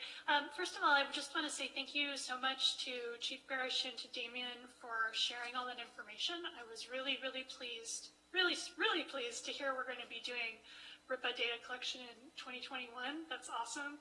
I also really appreciate Chief Parrish posting both the two different policy manuals side by side so that we can look at the changes. I think that was really thoughtful and transparent. And I also really appreciate that the officers are now going to the use of force simulator training, which sounds fantastic. I have a lot of things that I want to say, and 3 minutes is very, very short, so I will just get as far as I can.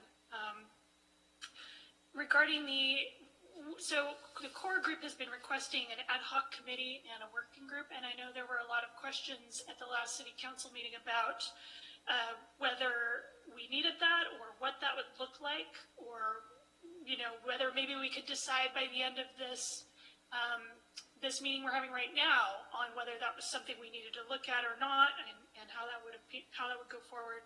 So I just wanted to give a few concrete examples of what that working group could do and what I see the scope of that being.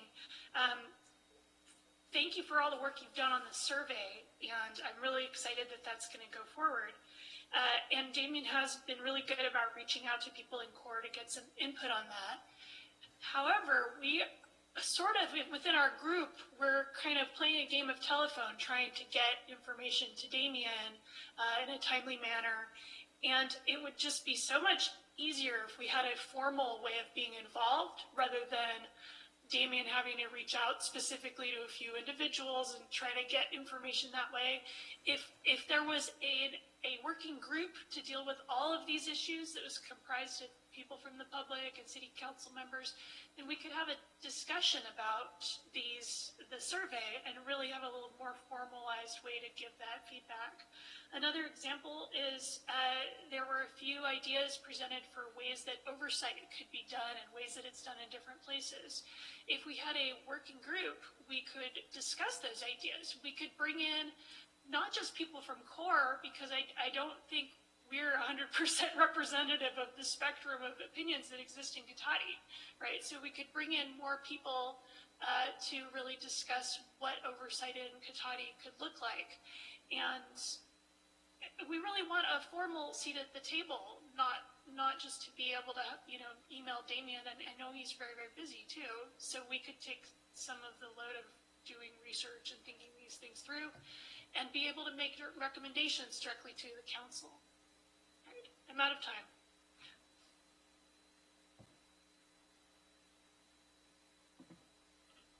Adrian Lobby, go ahead.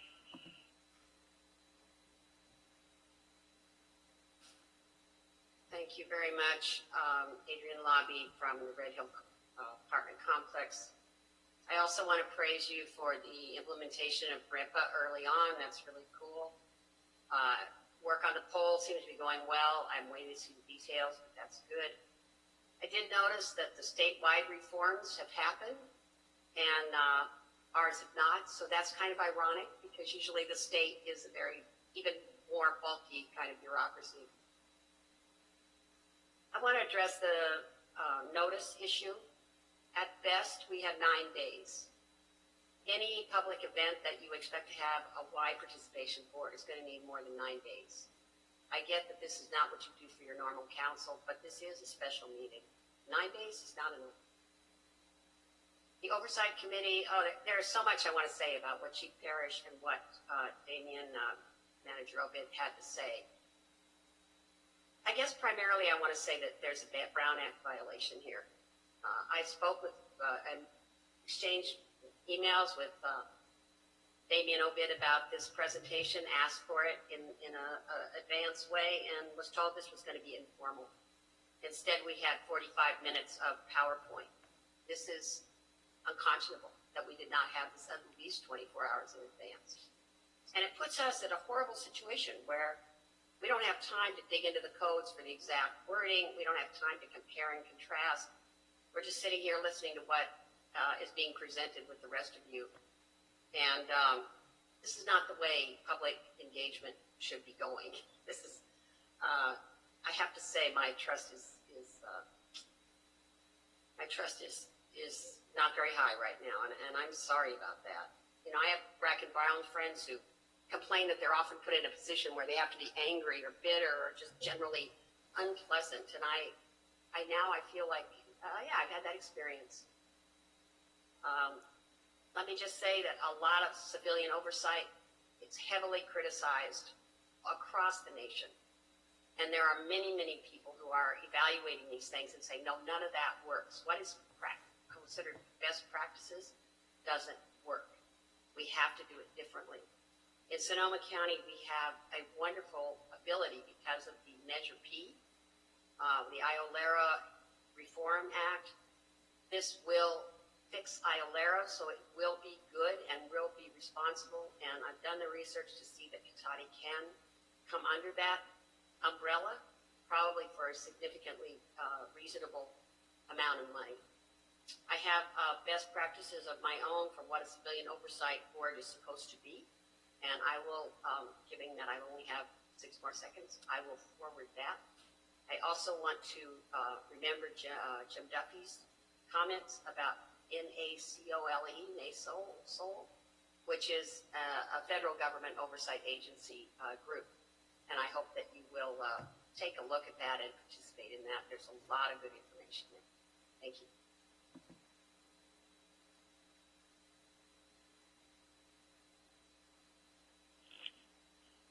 Marjorie Crumpshears, go ahead. Thank you. Thank you to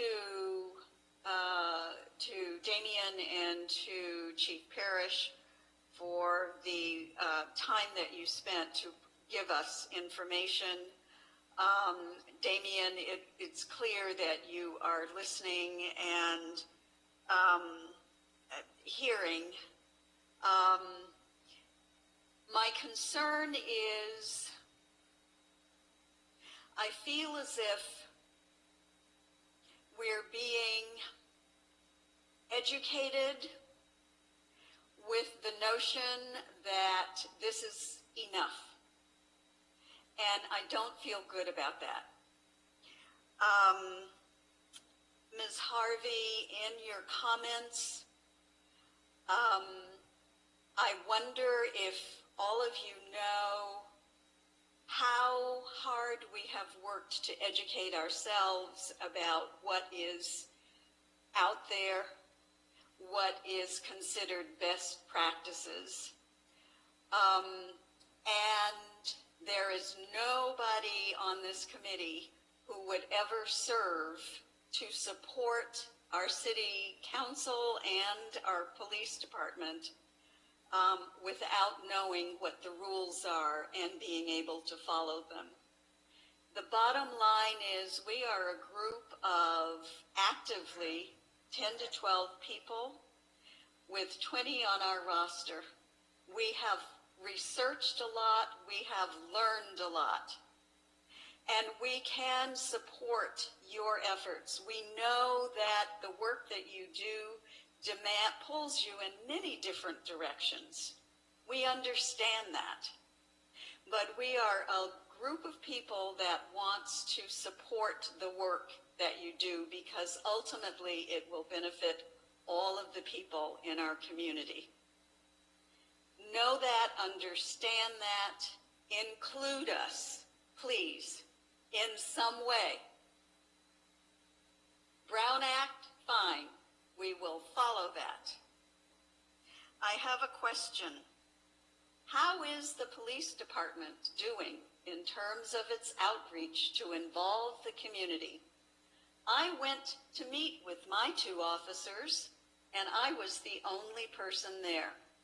And I asked how many other people were there in other areas. I'm curious, sincerely curious. How did that go? I think it's a great idea, but how did it go? These are the kinds of things that we also are looking at. Thank you.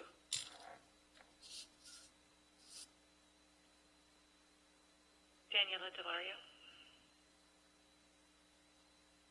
Hi, it's Daniela, commenting here again, and I just wanted to say thank you so much for those presentations, and thank you so much for all your comments. And I definitely understand these are exceptional times. We're in the midst of a pandemic. And again, we have these historic wildfires, which I don't know if we can keep calling them historic if they happen every year. But here we are again. We do have community members who are currently houseless due to the 2017 fires. And we have a lot of people who are still healing from the trauma of those fires. So this is really a time when mental health funding is paramount. We really need it more than ever, and that's where Measure O comes in. So I'm really hoping that Measure O passes and that we can expand MST and maybe even have a Cahoots-style program here in Cotati, or at least somewhere here in Sonoma County. Maybe Cotati could, team up with another city or town close by, and we could really have that kind of response team. And I'm also really pleased to hear of the changes to police policy, specifically that an officer now has to intervene when they witness excessive use of force.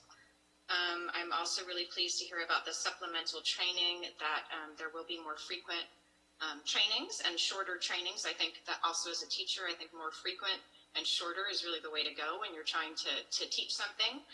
The crisis intervention training, that's the CIT, also sounds very important. 32 hours seems very short. So I'm hoping that that really does happen and it happens frequently. And I think it's really important that really everyone, we all have racial bias. It is so important that we have anti-bias training, not only law enforcement and teachers, elected officials, all of us. We really do need to work toward being actively anti-racist. So educating ourselves to be anti-racist. There's a lot of great books that I'm sure many of you have read or have heard of. Right now I am reading The New Jim Crow. I've read So You Want to Talk About Race, How to Be an Anti-Racist is another great book. And there's documentaries such as 13th. So I'm just hoping that Measure O passes. I'm hoping that Measure P as well passes. And that's the IOLERO, the Independent Office of Law Enforcement Review and Oversight. And hopefully that will put us in a good position in Cotati to have some more civilian oversight of our police department. And yeah, I think the implementation of RIPA and the use of force simulator training is also so very important. So again, thank you so much. And I think what I've seen from other cities is when there is a special meeting, it's really blasted all over Facebook, all over social media so that the word can get out. And, I agree with Marjorie that meeting with the neighborhood police officer is really a great idea. But again, we just have to get that information out. And again and again, so that people really, really hear it and can show up and be part of these meetings. So again, thank you so much. Will Browdy, go ahead.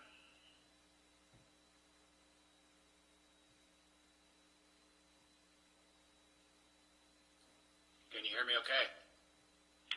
Yes. Yes, thank you. First of all, I just want to acknowledge and thank the Cotati Police Department and our great Rancho Adobe Fire Department for assistance in fighting the fires that are going on right now. I really appreciate them putting their lives on the line to do that. I also want to thank City Council for meeting during this trying time. I didn't get a chance to comment earlier, so I want to make sure to say that.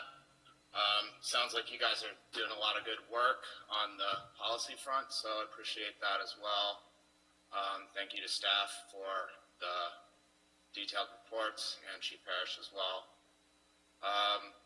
I just want to bring up the city's decision not to publicly release records in the, I'll call it, use of force incident. I was told today, just several hours ago, that council doesn't believe these records are within the criteria of Senate Bill 1421, California Public Records Act. I just want to know the specific legal basis for this. SB 1421 covers public right to view records, including videos, reports, disciplinary records when a serious use of force occurs, especially one resulting in great bodily injury. Great bodily injury is determined case by case, but it can include concussions, broken bones, significant injury, substantial physical injury. So I just want to know why these records don't fall under the context of this law. I know there's an ongoing lawsuit against the city. That's not an excuse to comply with state law or legal responsibility. Just morally, we really ask for transparency. This isn't going to go away. We'll find out the truth about this issue eventually. A legal fight on this point isn't really in the city's interest or the public interest. So I just want to say that, and think maybe on the oversight piece, we may need to look into signing a joint powers agreement with IOLERO. Hopefully Measure P will pass and that body will become effective. Doesn't seem like locally that's going to be cost effective or something that the council is too interested in pursuing, so I'd like perhaps to consider that angle as well. Thank you for your time, and I really appreciate you guys listening. Thanks.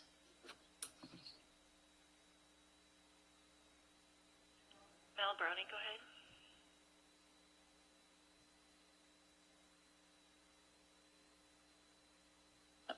Sorry, I kept on saying I was muted. Yeah, I want to just thank you for the presentation, for the information, for outlining a lot of the different points that I know that folks were hoping to learn more about.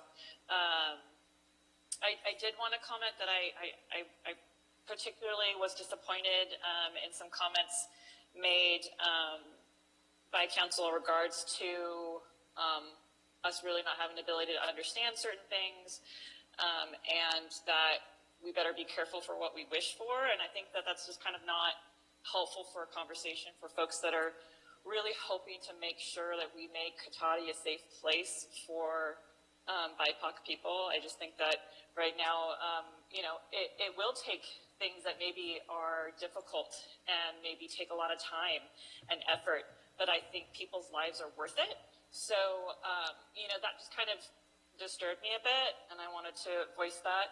In terms of oversight, I think there's a difference between what currently is happening and what might best practices be in terms of moving forward. We know that things that have been done have not been working, so the whole point is to reimagine how we can do things. I do realize that some things need to happen at a state and a federal level to change, but I do think that it's worth investigating how Cotati could have oversight in ways that don't currently exist, and that might include joining forces with IOLERO. So I really hope that these efforts continue. I was really pleased to hear about RIPA. I really do appreciate Chief Parrish's efforts on working with the city on getting that implemented sooner, and the different commitments that he's making. I really do also want to dispel the sense of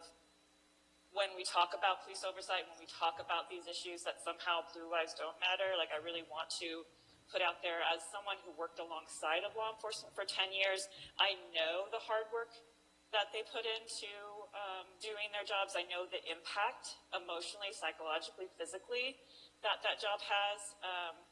But we're not referring to that. We're referring to the oversight that's needed to keep everyone safe. And I think, my profession has independent bodies that investigate folks. Folks don't go to my colleagues locally to have complaints investigated. So, again, I really want to dispel that for some reason, it means that we're against police or anything like that. This is not true. So, again, I thank everybody for their presentation, and I really hope that we can continue to move forward with implementing some of these things locally. Thank you.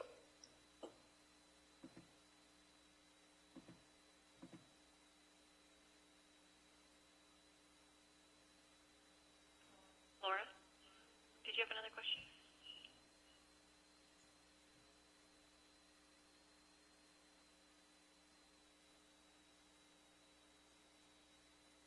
Hello, am I unmuted? Yes. Okay. I just wanted to address a couple more things, if there's time.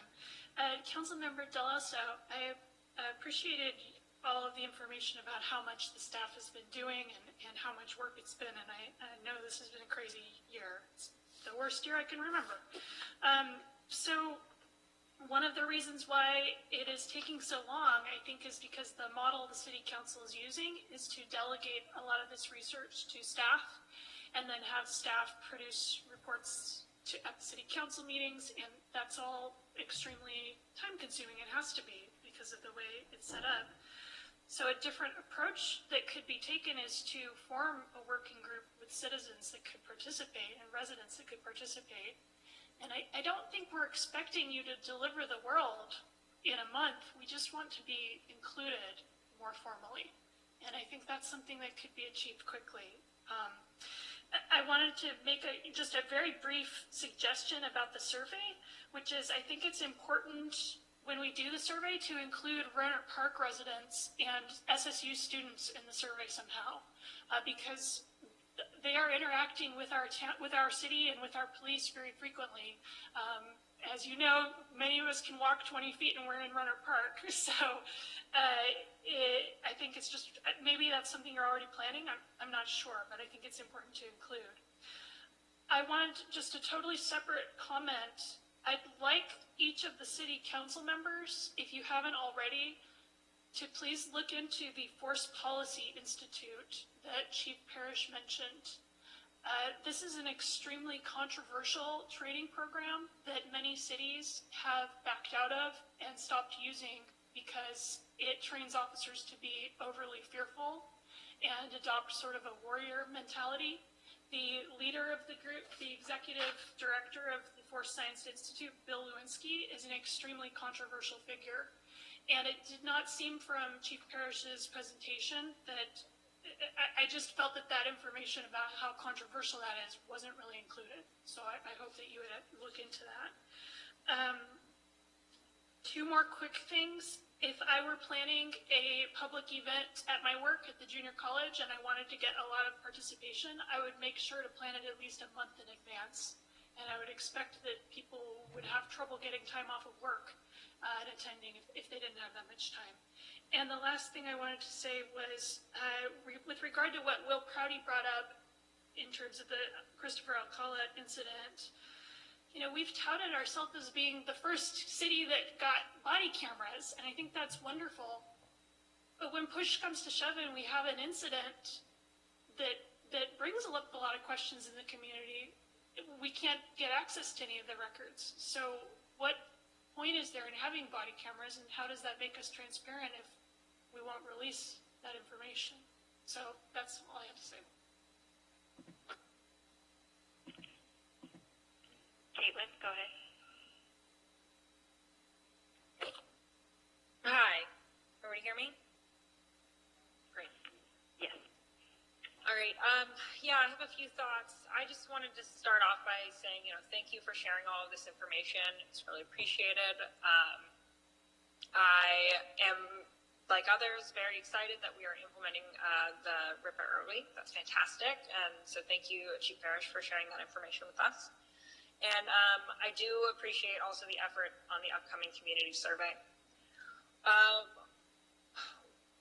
What I did feel disappointed with in tonight's meeting is, similar to what others have expressed, just a lack of general openness and energy for changing the way that things are done.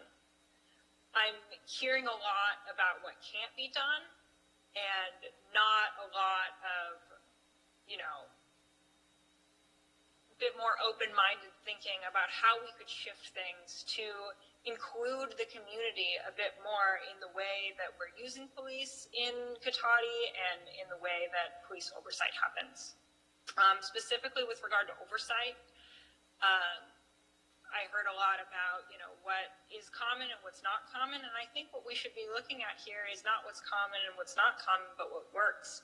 Because I think we've seen nationally that what's common is, not preventing these extreme differences between the way that Black communities and communities of colors are policed, from the way that white communities are policed.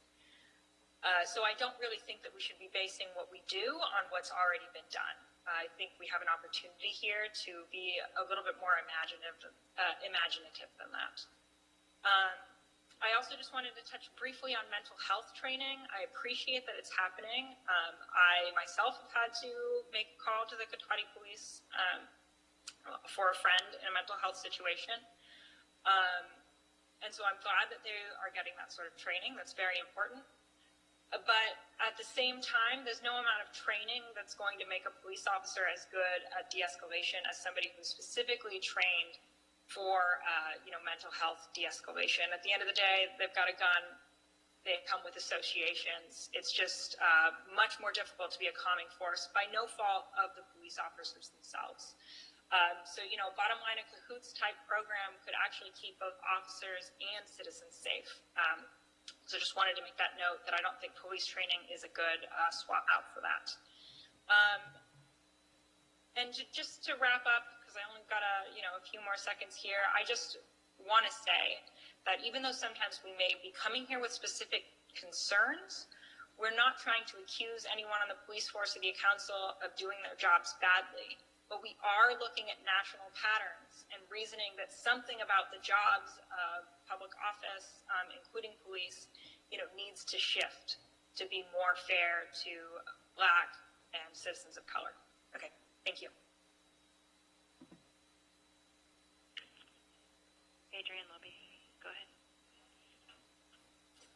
I would just like to talk again about the oversight thing. I remember especially Councilmember Harvey saying, I'd like to know more about that. So the issues about who nominates and appoints is one of the critical issues that is being discussed all over the nation right now. As it's said, the majority now are nominated by mayors or in conjunction with the police. That means they are not mostly independent from law enforcement. We really need them to be independent.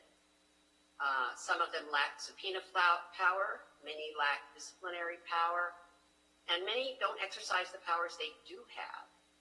And this is partly because the funding that they have or their political connections mean that they really can't and don't exercise their power. It's a problem. So in our experience, the best practice is to have a board majority that is nominated by civic organizations, a broad scope to review the complaints, independent investigatory authority, a way to ensure that discipline sticks. In other words, that the police, the head of the police can't just ignore disciplinary recommendations from the review board. Audit policies and practices, so not only the ability to investigate individual complaints, but a way to examine underlying issues and policies that are negatively impacting the community. And secure funding, because again, if it's not going to be political, it has to have a funding stream that is secure, no matter what decisions it makes. It needs due process protections for police officers, so we have to keep the rights of the officers very primary and important during this process. And then public access and reporting. We all know the problem of closed doors bodies, so we have to have a really transparent way and quarterly reports. Now, I know from the earlier presentations that some of you are saying, well, wait, that's not legal. Wait, that can't be done. Wait. All of this can be done, and the people who are working on the IOLERA question, they've been in the trenches on these issues, and believe me, they have done their legal homework. There is a way to do all of these things, and it is not, at this point, rocket science. We could actually do it. Again, I just want to ask everyone to vote yes on Measure P, so we have a really good umbrella group in the county that meets all of these criteria, and that we could potentially be part of in Cotati. Barring that, if for some reason we don't want to, or if Measure P doesn't pass and we're stuck with a very ineffective IOLERA, probably I would personally recommend that we hire an auditor to do some of these tasks. So it's just a one-person kind of thing, rather than a large committee that needs a lot of staffing. Again, I look forward to an ad hoc meeting where we can discuss this in lots of detail. Thank you.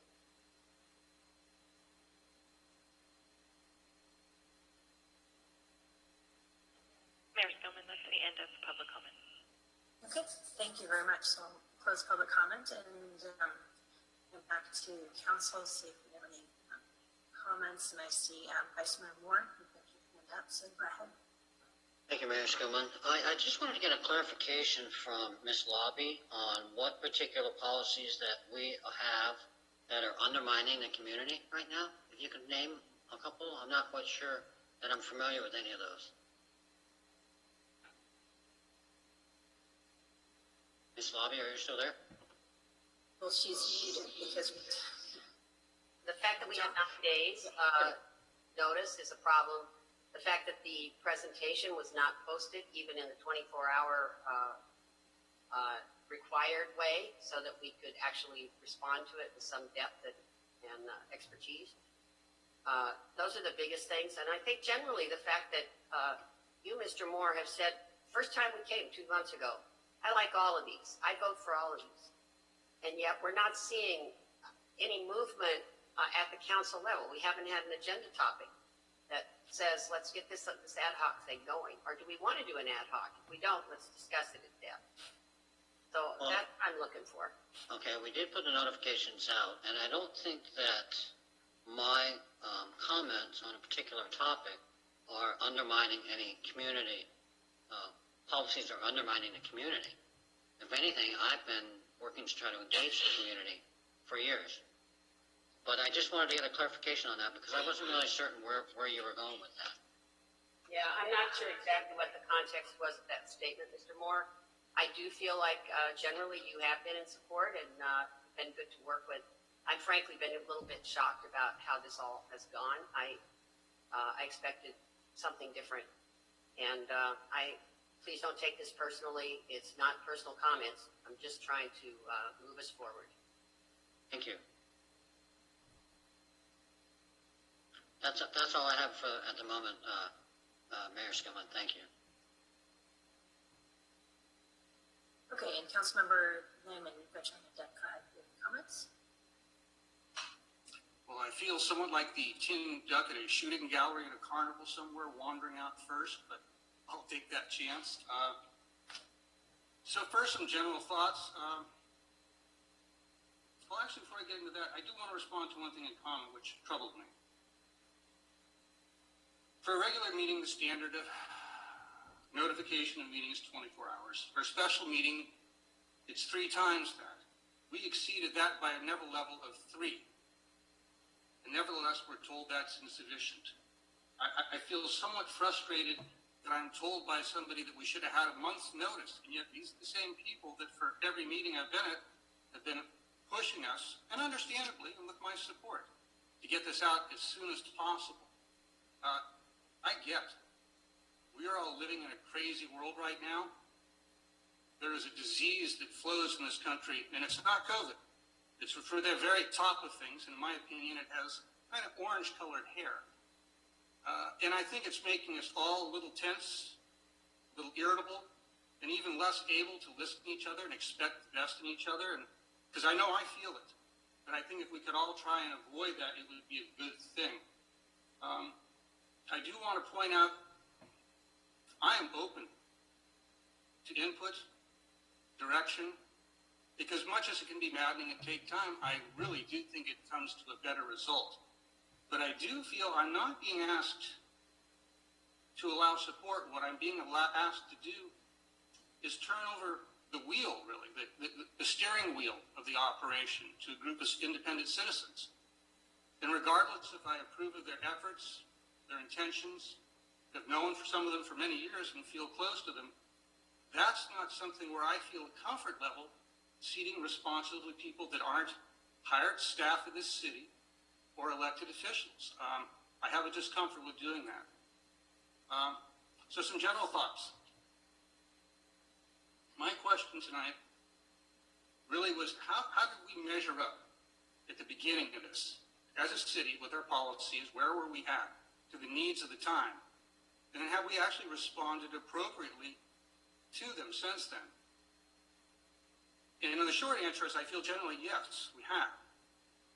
We found very early that the larger portion of our existing policies already were rather modern, rather forward-thinking, and largely matched some of the more modern standards, such as they can't wait. We're already kind of there. I know there's some discourse back and forth on that, but I think we significantly had a lot of that. More importantly to me, I found that my staff, and especially our law enforcement professionals from top to bottom, were open to discussion and completely amenable to discussing change, mostly because they too were interested in seeing things change for the better. I loved when Chief Harris said, we do our best, but we're not perfect. We all have to work to get better. That's true of all of us. But we don't see that in other places quite so often. Now, we've met most, or I believe pretty much all, with maybe one exception, of the requests that I'm aware of from the public and the council. I have a list here. I'm going to go through it quickly so I don't bore everybody. But we're moving to early reporting and being leaders, certainly for a city our size in the state. We've made for us a fairly large financial commitment to obtain actually a statistically valid survey, which I think is important. And we're open to having the community help make sure we're all satisfied with the questions that go out so we get the best reaction we can get with that. We're also paying for a Spanish translation because that's absolutely necessary to reach that core group. Excuse the pun, I didn't mean the pun there, core for core. But it's true, it had to happen. We've had numerous policy upgrades. Now, some have come through us. A lot, as I expected, through the state and Lexipol, which was one reason I wanted to see that all settle down before we decided what we had to do. We're being proposed, and I'm seeing general support so far for annual RIPA review and adoption of what we can make work from that in our city, regular report outs from the chief. In my main interest, the main thing that I felt I'd like to see, I was satisfied, I knew we had civilian oversight. That's what myself and my colleagues were elected to do here for all facets of this organization in this city. But I did want to see it improve and deepen. And I'm very interested in the discussion of a regular independent review process with an outside hired specialist to investigate, and not just in a reactive way. When something goes bad once every 5 years or becomes an embarrassing story potentially, or at least in some perceptions, but actually to proactively be measuring what we're doing as a city to make sure the culture at Cotati, which police department, which I believe to be much healthier than when I first came here, which is crucial. I want to see that stay. And if we can leave that as a legacy, I think that's a great thing. So I think we've met all those standards, and I'm supportive of all of that, and perhaps more. I'll begin to wrap this up by saying the one thing I'm not comfortable with, though, and I've been kind of convinced against through this process, is opening up to civilian oversight. And I'll explain my thoughts at this point. I really believe oversight needs to be dispassionate. Somebody mentioned earlier how problematic it would be. I think it was Ms. Lobby made. In some areas, oversight is essentially law enforcement supporters, subordinates. I agree, that's ridiculous. It just doesn't work. But I have great concerns for the other side of the aisle to have any group that has potentially a negative bias implicit to some degree, which I perceive a little bit. I will share that I believe sometimes there's a need for that. I'm, at least up to this point, I've been interested in voting yes on T personally, and that's because I believe from what I've seen at the sheriff's office, there are enough issues that having outside oversight, even though I know it will be adversarial, even though I know it will create a lot of problems, I think that might act as a balance. However, I'm just going to wrap by saying I don't see that here in Cotati. I have not seen that yet at all. And I've been convinced through numerous discussions and hours of conversations on the phone with many of you and email exchanges that we might only get the bad side of that here, having an adversarial relationship. Where I'm at right now is I would like to see us, at least for a trial period, perhaps a year, move forward with all the recommendations and the enhanced oversight for the council, and also wait to see exactly what we get back from our survey, and then perhaps revisit down the line. I believe personally that will work, and I think that solves all the needs. I'm comfortable with that. I recognize not all my friends might agree with that, but I wanted to take the time to explain my thinking. So I appreciate everybody who's been involved with this and has taken the time to have the conversations. I've enjoyed them, and I hope we have more of them. So thank you, Madam Mayor, for the time. So, Councilmember Hart, go ahead. Thank you. Thank you, Madam Mayor. First off, I think that my last comment was maybe taken out of a little context. What I was trying to express was that the group that's there that's been doing a lot of this has been free to share information and send emails and share articles and, you know, exchange phone calls and different things with one another. Those are great things, and you guys have been able to come up with great ideas. And, you know, Adrian, you know, you pointed out, you know, a lot of things, as has Marjorie and others. I think that it is sometimes frustrating because we don't get the benefit of having that ability to do that. Our ability is, as you see right now, in sharing in a public meeting. So everything that we do has to be done in the public. So that is what I was speaking to, the format of your meetings are allowed. So us wanting to put that kind of structure on that, I think that I wouldn't want to see that, because I think that it taps down your creativity and ability to share. So first I wanted to get that out there. So I didn't mean for it to come out the way it did. Apparently it upset a couple people. Didn't mean to do that. I'm terribly sorry. As far as these meetings go and some of the things, these are tough times. We're dealing with lots of stuff. It's, smoky out, there's fires, everybody's been trying to make sure that the businesses stay in business. This is not a great format for us to have communities get together and talk with one another. It just isn't. We're all doing the best that we can, but it's not a great format. When I think of when we went through like the general plan and we had all the discussions with the community, and lots of different people attend at different points in time when they could, we sat at tables and we got Post-its and we discussed different things. That's, I think, more conducive to this, and I think that's what's frustrating, I think, for everyone. And I hear it in some of the comments that, people just want to be at the table, and we're sitting in a structure right now that isn't conducive to that. And I'm sorry, and we are trying to do the best we can with what we have right now. I feel like we really do need this survey. To move forward on what some of the issues are, I hear everyone about the nationwide issues, and I have no doubt that those don't exist in lots of places. But my interest is what is happening in our small community of Cotati. What are our issues? I want to hear what those specific issues are from those folks. Then I think with knowing what those issues are from the survey, we can look at those specific issues to our community and determine what we need to do. Do we need to change policy? Do we need more training? Is it something else that we need to do in order to make that better? Do we need to have more of the policing community meetings? The comment was made, I think it was by Marjorie, that not very many people attend.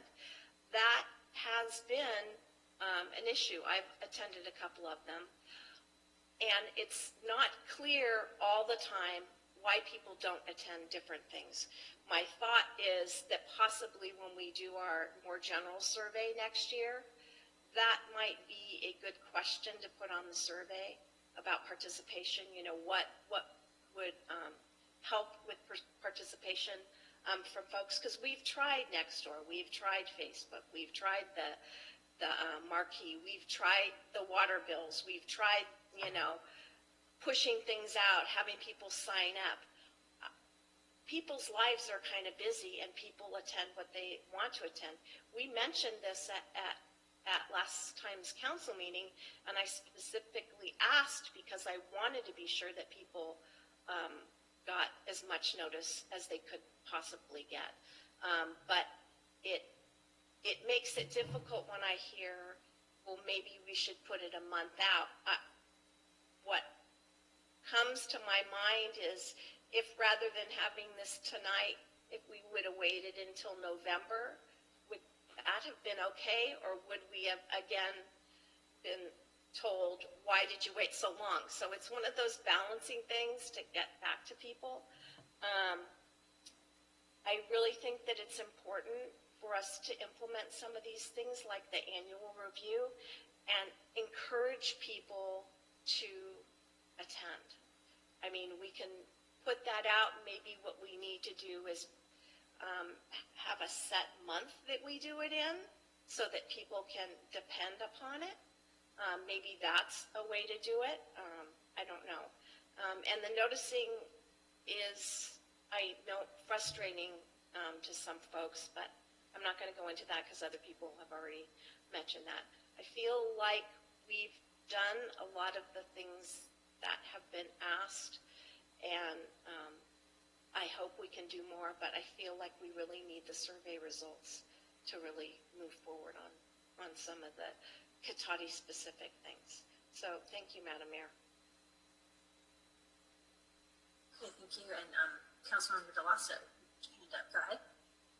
Thank you, Mayor Skillman. Just a couple of very brief comments, following up on some of my colleagues' comments. So, math, I don't know, it's a problem that there's no pill to take to get rid of, unfortunately. So we had 18 attendees tonight. I know people were asking. And at our previous meeting, we had 22. So it's a pretty close number as far as getting the noticing out and people that attended.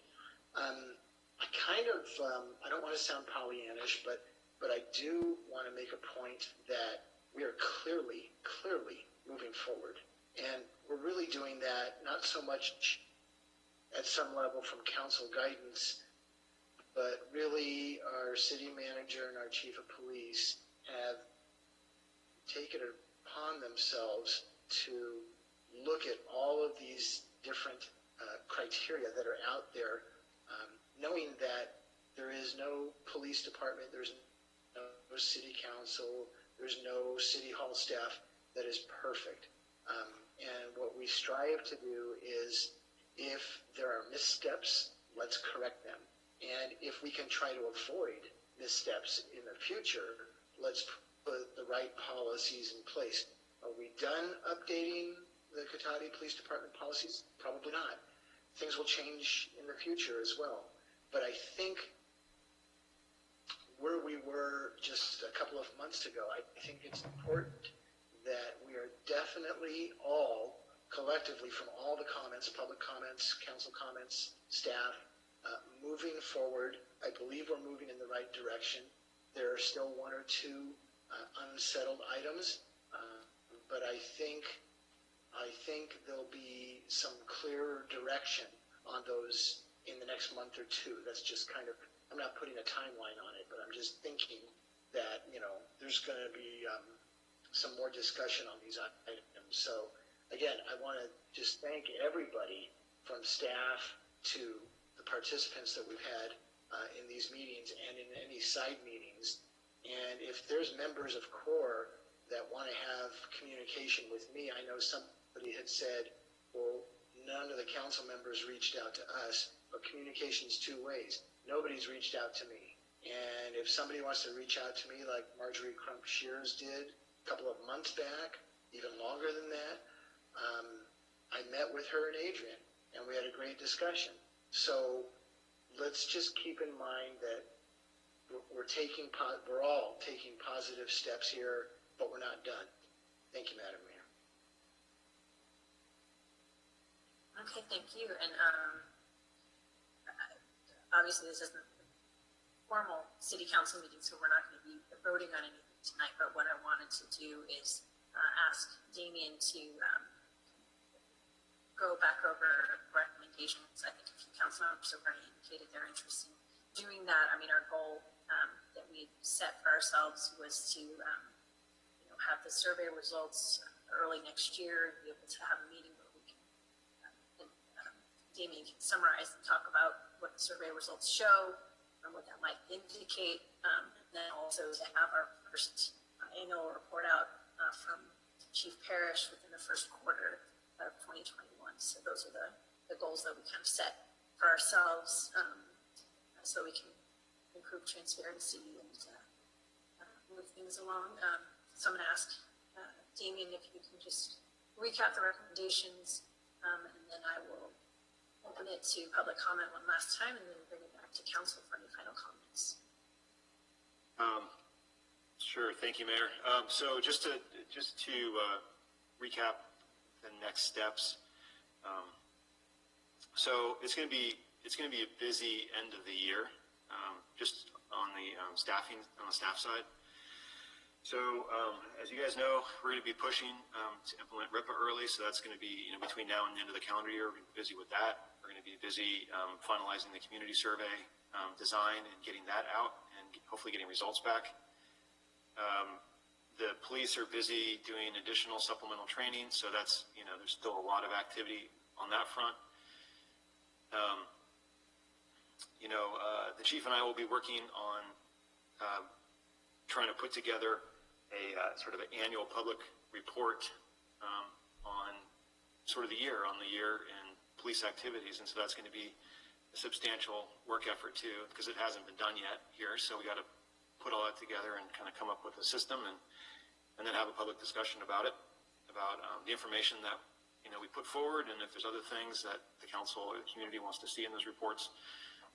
So that's going to take a bit of time. So hopefully, as you mentioned, Mayor, in the first quarter of next year, we'll be kind of done with that process and happy with kind of what that report looks like, at least now. And then, a year from now, then we'll have RIPA data, and that'll get folded into that report as well. So there's a lot, based on the discussion tonight and discussion from the prior meeting, there's just a lot to do at a staff level to kind of get all this stuff ready to go and have it essentially implemented, by the end of the year or shortly after, in the case of the report, the annual report.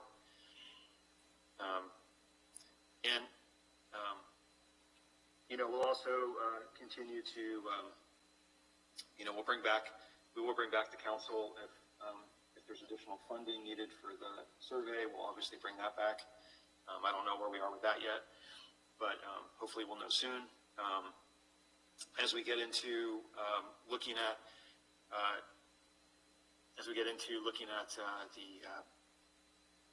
the review of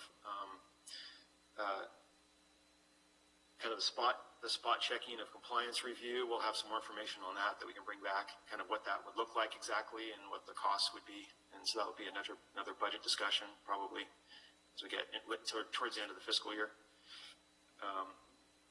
And then I will say, just in general, there's a couple things that were brought up just in community comment that I think could be helpful. And not to use a bad police pun here, but the chief will probably tase me for this. But I will. I think there's a lot of opportunity to. In all fairness, I think the chief would agree with me that some things he's always looking for new ways to engage with the community to get more public input. And I heard some mention about the neighborhood beat meetings, and are there ways to encourage more participation and get more meaningful feedback just by getting more people there?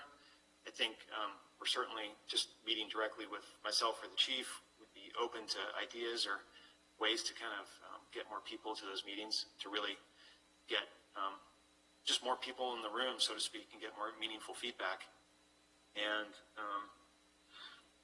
obviously I'm working with the community groups in the community on the survey itself.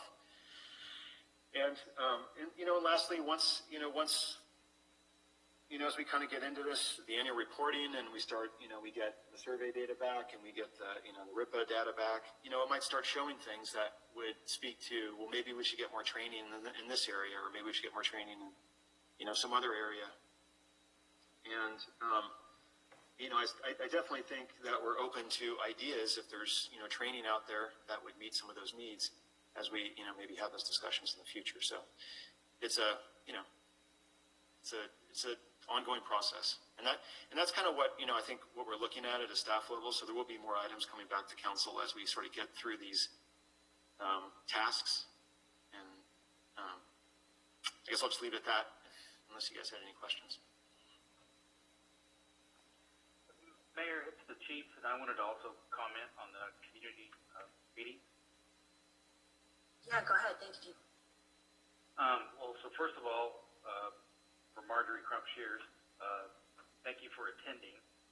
And I want to share with you that the officers, they really enjoyed talking to you. And our officers do want to talk to citizens. And as Councilmember Harvey stated, that we really pushed the information out. But again, the officers, they do want to engage with the community. And one of my thoughts were HOAs.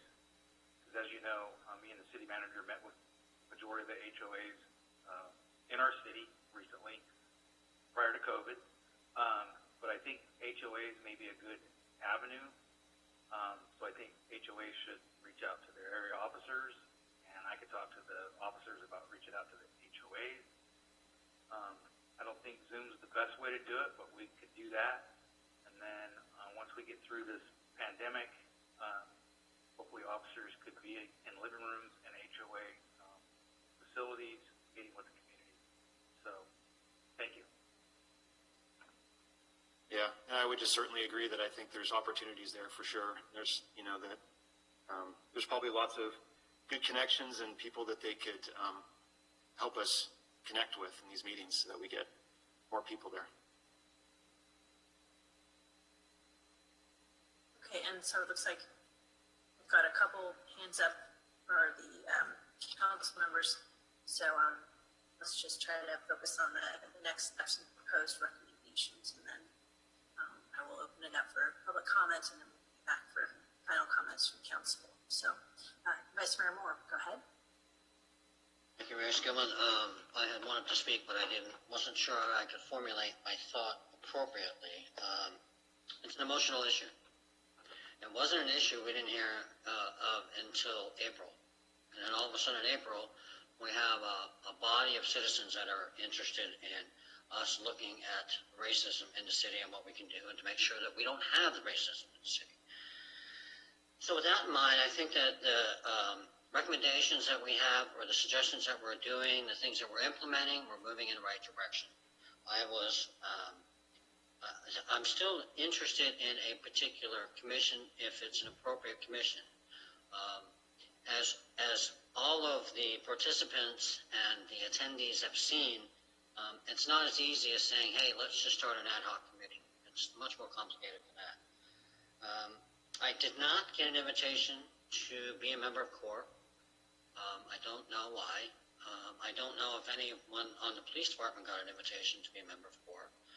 But I would think that as we move forward and we delve into this even further, implement some of the best practices, make the changes that are appropriate to make so that we don't get into sticky situations, so to speak, or that we're not displaying racist behavior, whether it's intentional or not. I think that I would be more than willing to participate in CORE and share information as appropriate and or relay information back. We still have every single council meeting going forward that information can be shared with. And I think that with that in mind, there's nothing that's precluding us to continue working on this and then see what we can come up with that is going to be ultimately the best for all concerned. So, thank you, Mayor Skillman. Okay, thank you. And Councilmember Harvey, go ahead. I just had a quick thought based upon what the chief was saying. I know that they've been out to the HOAs and held the meetings at the police station, but another thought might be is to have an opportunity for people to maybe hold when the pandemic's over, mind you, to hold house parties where people can invite people from their neighborhood to their house, not too dissimilar to when you used to have the neighborhood watch program, but something akin to that. That might be another way, for people to get out to the neighborhoods. Just a thought. Just wanted to throw that in. Okay, thank you. So I will open it back up to public comment on the ideas, recommendations for next steps. And then, like I said, we'll bring it back to council for final comments. So thank you guys all for attending, and I'll turn it over to Lauren to check in with our public. Thank you, Mayor Skillman. Laura Sparks, go ahead. Hi, I wanted to address the comments about my 30 days remark. First of all, I had about 6 or 7 things I wanted to say in 3 minutes, so it just came out quickly because I was trying to get lots of things in, so I apologize if it came off the wrong way to you. Here is my thinking behind the month, is that a lot of people have their work schedules where they get scheduled for 2 weeks at a time, and Often those schedules are made a week or two in advance. So if you're a working person who works nights and you really want to get off a Thursday night, it might take at least a month in order for that to be possible. I didn't mean that as a criticism against the city council. I was just saying in the future, one thing you might consider is even if you're not sure exactly what the agenda is going to be, you could send out sort of like a save the date, just sort of decide on the date earlier. I know you're all doing your best, so thank you for that. There was one other comment I wanted to address, which is that Councilmember Landman thought that he was being asked to turn over the steering wheel to our group. And I just really don't agree that that's what we're asking for. I don't feel that wanting to have an ad hoc committee that could make a recommendation to the city council is turning over the steering wheel. It would still only be a recommendation. So that's all I wanted to say. And I feel badly that this seems to have gotten so heated when we're all trying to work towards improving our city together. And I hope we can just come together. Thank you.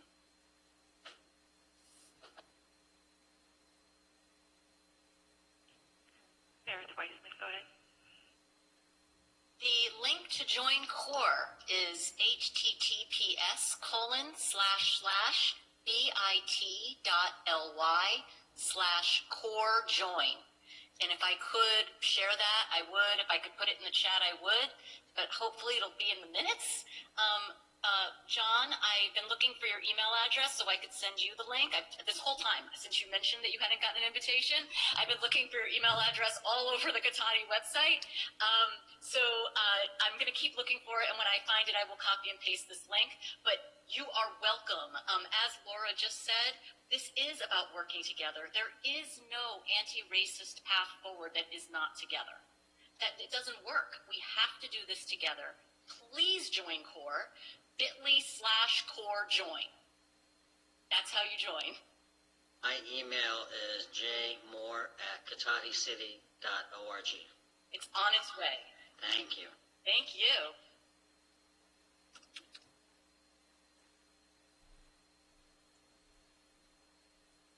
Adrienne Lobby, go ahead. Thank you. Thank you. Our meetings are basically, our group is basically open, and you're all invited. I think we didn't want to impinge on your time and make assumptions, so we didn't go after you to join the organization. Whoever said this all sort of happened in April, well, George Floyd was killed in May. And a lot of us white folks all across the country said, wait a minute. And as we've seen, more and more people being killed, more and more people being injured, weird law enforcement stuff, weird judicial stuff, we're way interested now. And we really want to make sure it doesn't happen here. I want to address too Mark's comment about taking over the wheel. And, think about your planning commission. Think about your used-to-be design review committee. You've often set aside a group of people to say, look, become subject matter experts. Delve into it. In those cases, you appointed people. In this case, we're asking some of you to join us. So we're really not talking about going off on our own. And, I want to leave this on an upbeat note, but it's really hard. I feel a lot of condescension here that we don't really know the rules. We don't know how hard it is. We're not going to be careful enough. It's just not true. It's just not true. We have a group of citizens here, actually one of the best teams I've ever worked with in terms of knowledge and skills and willingness to get into the details and have an open mind. It may seem because we come to it with a desire to protect Black and brown people that we're prejudiced against the police. I think you've heard a lot of people tonight say, this is not where we're at. This is not where we're at. We're not prejudiced against the city. We're not prejudiced against the police. But we want to have some open deliberations and ongoing work on this issue so we can really feel safe. And I'm not feeling it yet. And I hope none of the rest of you are either, because I just think we're still at the tip of the iceberg. But I do appreciate your time tonight, and I hope we can go forward together.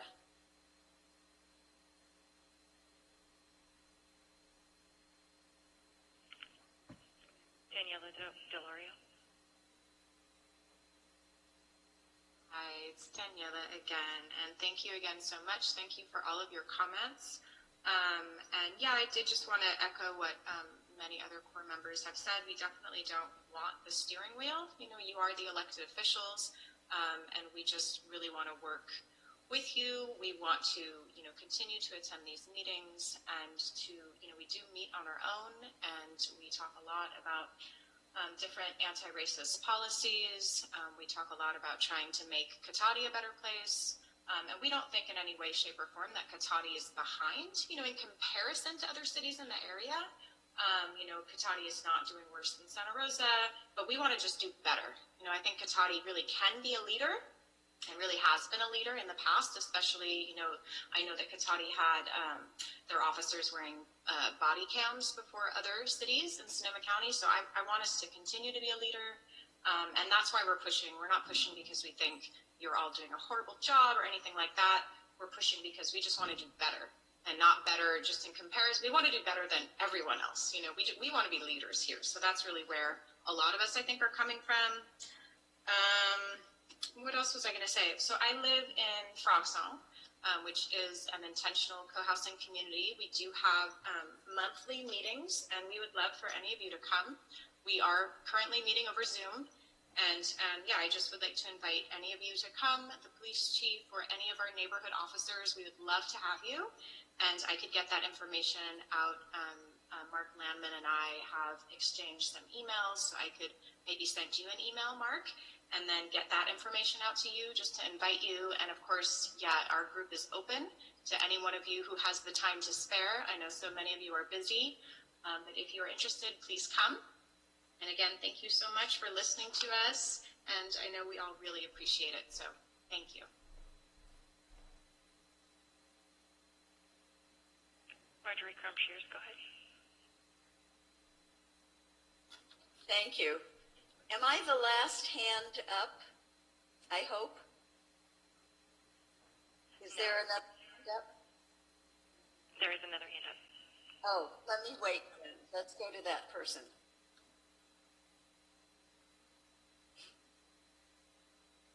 Will Prouty, please go ahead.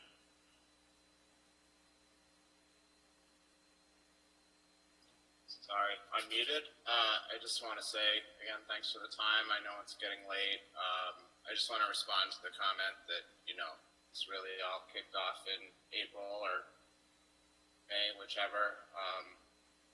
You know, how can we respond to incidents involving our police department in our community that are serious uses of force if we don't know about them? It's proving really difficult to find information about this incident that occurred in July 2019. You know, we just really want to find out what's going on. We want statistics.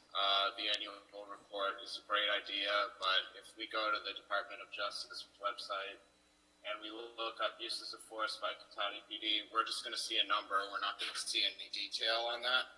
So we just want to know about what's going on in our community. I think it's in the public interest. I think it's justified. And my personal belief is our legal right to know.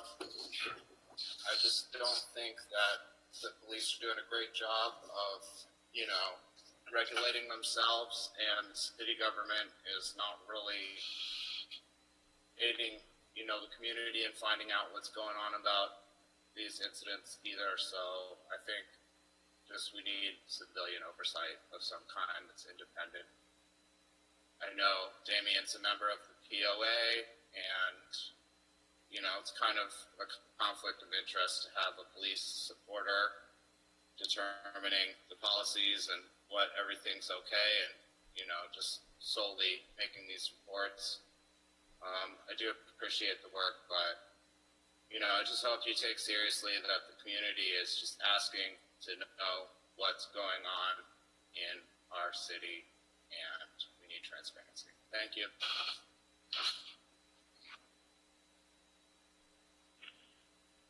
Marjorie Crump-Shears, go ahead. Thank you. I want to also extend an invitation to Chief Parrish or any one of your officers to join CORE, we are open, and it's a very easy process, and we would love to have you. I want to read a poem. It's one of my favorites. It's by Langston Hughes, and I'm going to read it because I'm pretty sure, without knowing who else is on this, that I am definitely the oldest person here. This is called Mother to Son. Well, son, I'll tell you, life for me ain't been no crystal stair. It's had tacks in it, and splinters, and boards torn up, and places with no carpet on the floor. There. But all the time, I've been a climbing on, and reaching landings, and turning corners, and sometimes going in the dark where there ain't no light. So boy, don't you turn back. Don't you sit down on the steps 'cause you find it's kind of hard. Don't you fall now, for I's a still going, honey.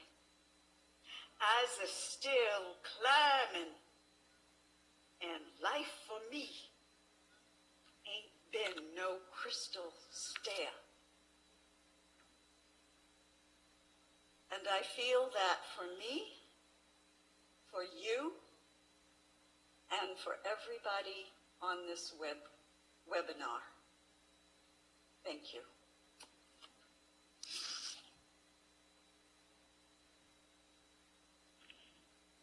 Mayor Skillman, is the end of public comment.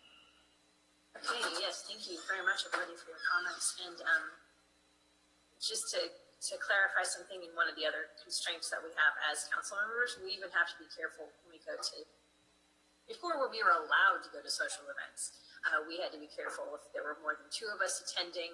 We can't sit together, otherwise it gives the appearance that we might be talking about something having to do with something we may be voting on. So anyway, I very much appreciate all the invitations, but we will have to sort of limit, you know, if Vice Mayor Moore is going to be a member, that means that only one other of us could even join. So anyway, just wanted to let you know that it's not, it would not be, you know, 4 of us turning away and saying, no, we're not going to do it, or we're not interested. It just may be that we're genuinely constrained. So I just wanted to let everybody know that. So thank you.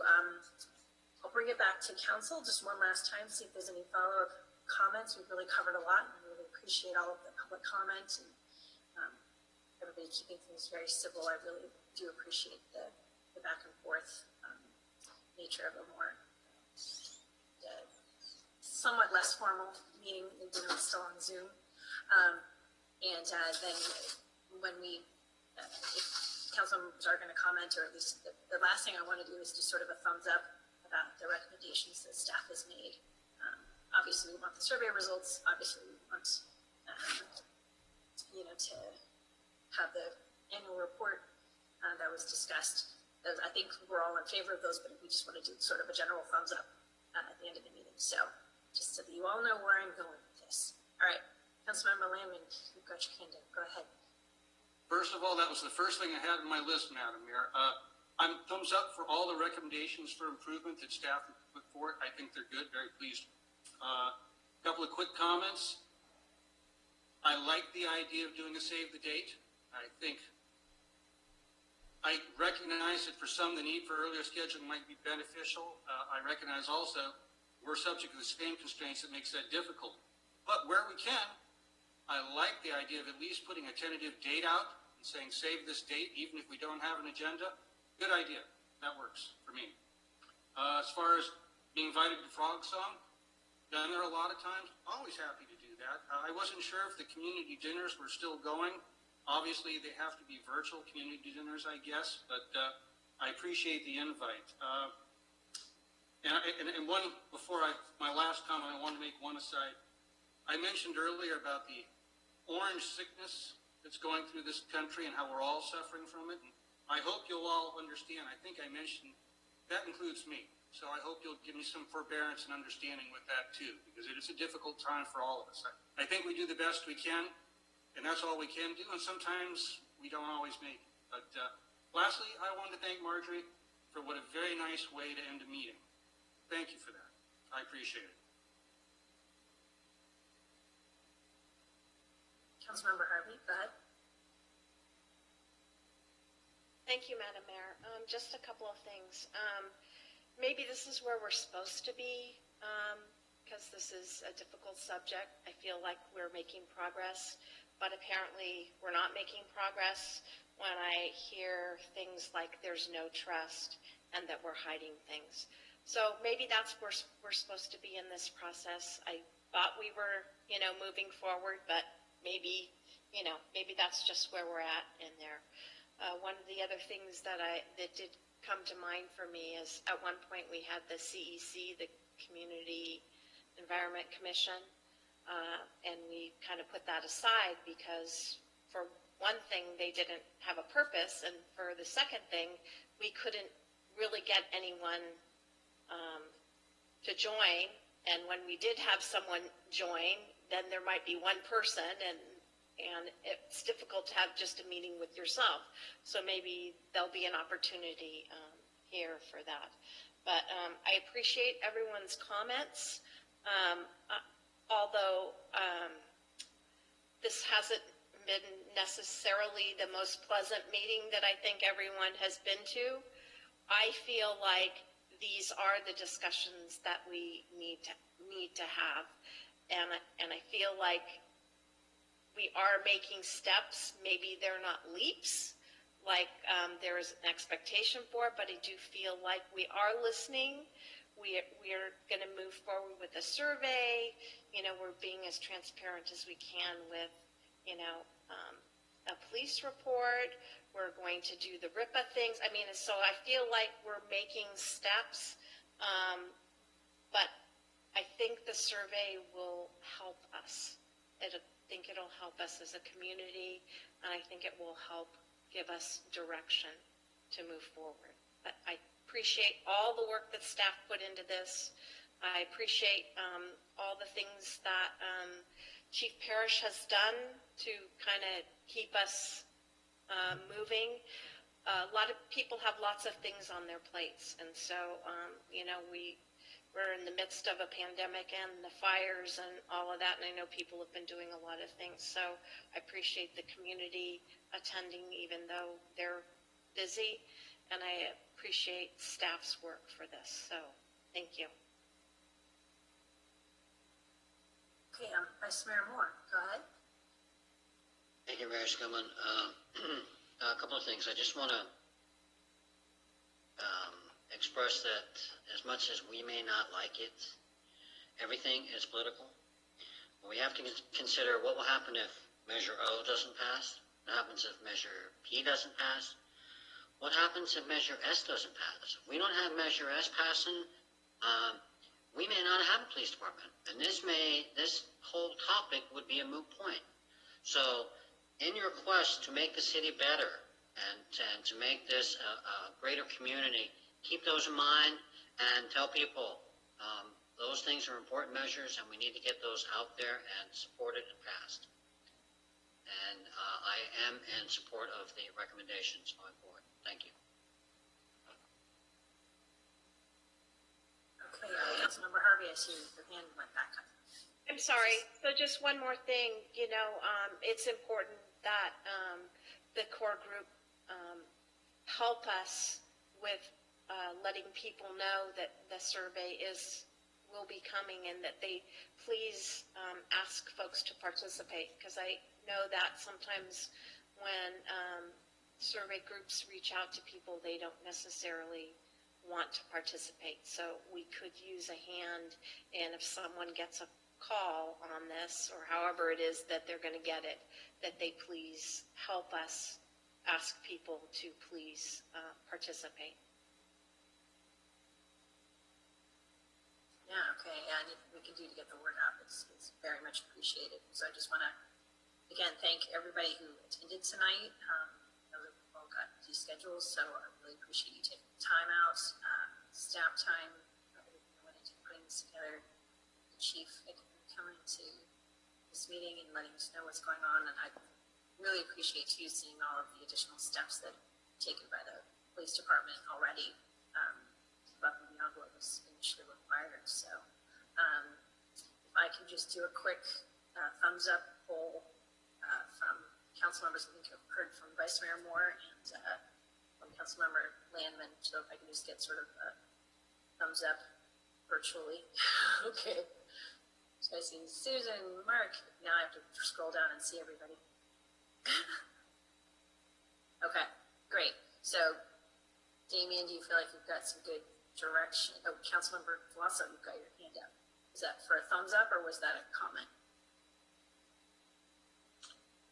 No, Madam Mayor, I apologize, but twice in the last 5 minutes, it's booted me out, and you started to say or ask a question, but not only you froze, everybody else froze, and I thought I was in the twilight zone for just a minute there, but I'm back. Did you have a question? Okay. I'm sorry. Not a problem. I was getting a virtual thumbs up if you were supportive of the recommendations that Damien had made as far as the survey and the annual reports and the what was the other one? Absolutely. Okay. The staff recommendations. Yeah, I mean, with the staff recommendations, I had commented earlier that, I'm in favor of moving forward on all of those. So, sorry about the glitch. That's okay. There's occasionally a glitch in the matrix. So, thank you everybody for your time tonight. We've got some good direction for city manager going forward with these projects. And again, once we get survey information back, and the more information we have, the more we can justify going forward with any additional steps that may cost money. Again, we have to then justify going into the budget to maybe create a position for having an independent investigator to review and look at policies and things like that. So the more information we have, the better, so that we know that we can move forward and justify any additional cuts from the budget. And again, too, we need to know Measure S passes while all of these other measures pass. So a lot of sort of a wait and see. So not telling you how to vote, just asking everybody, please just vote so that you can then complain about the results. No, just kidding. Anyway, thank you guys so much. Have a wonderful week. Please everybody stay safe. Social distance, wear your mask. Check the air quality before you go outside. And hopefully you will come back to blue skies and be able to appreciate it every moment. So have a good evening, everybody. Thank you again. Thank you. Good night. Good night. Good night.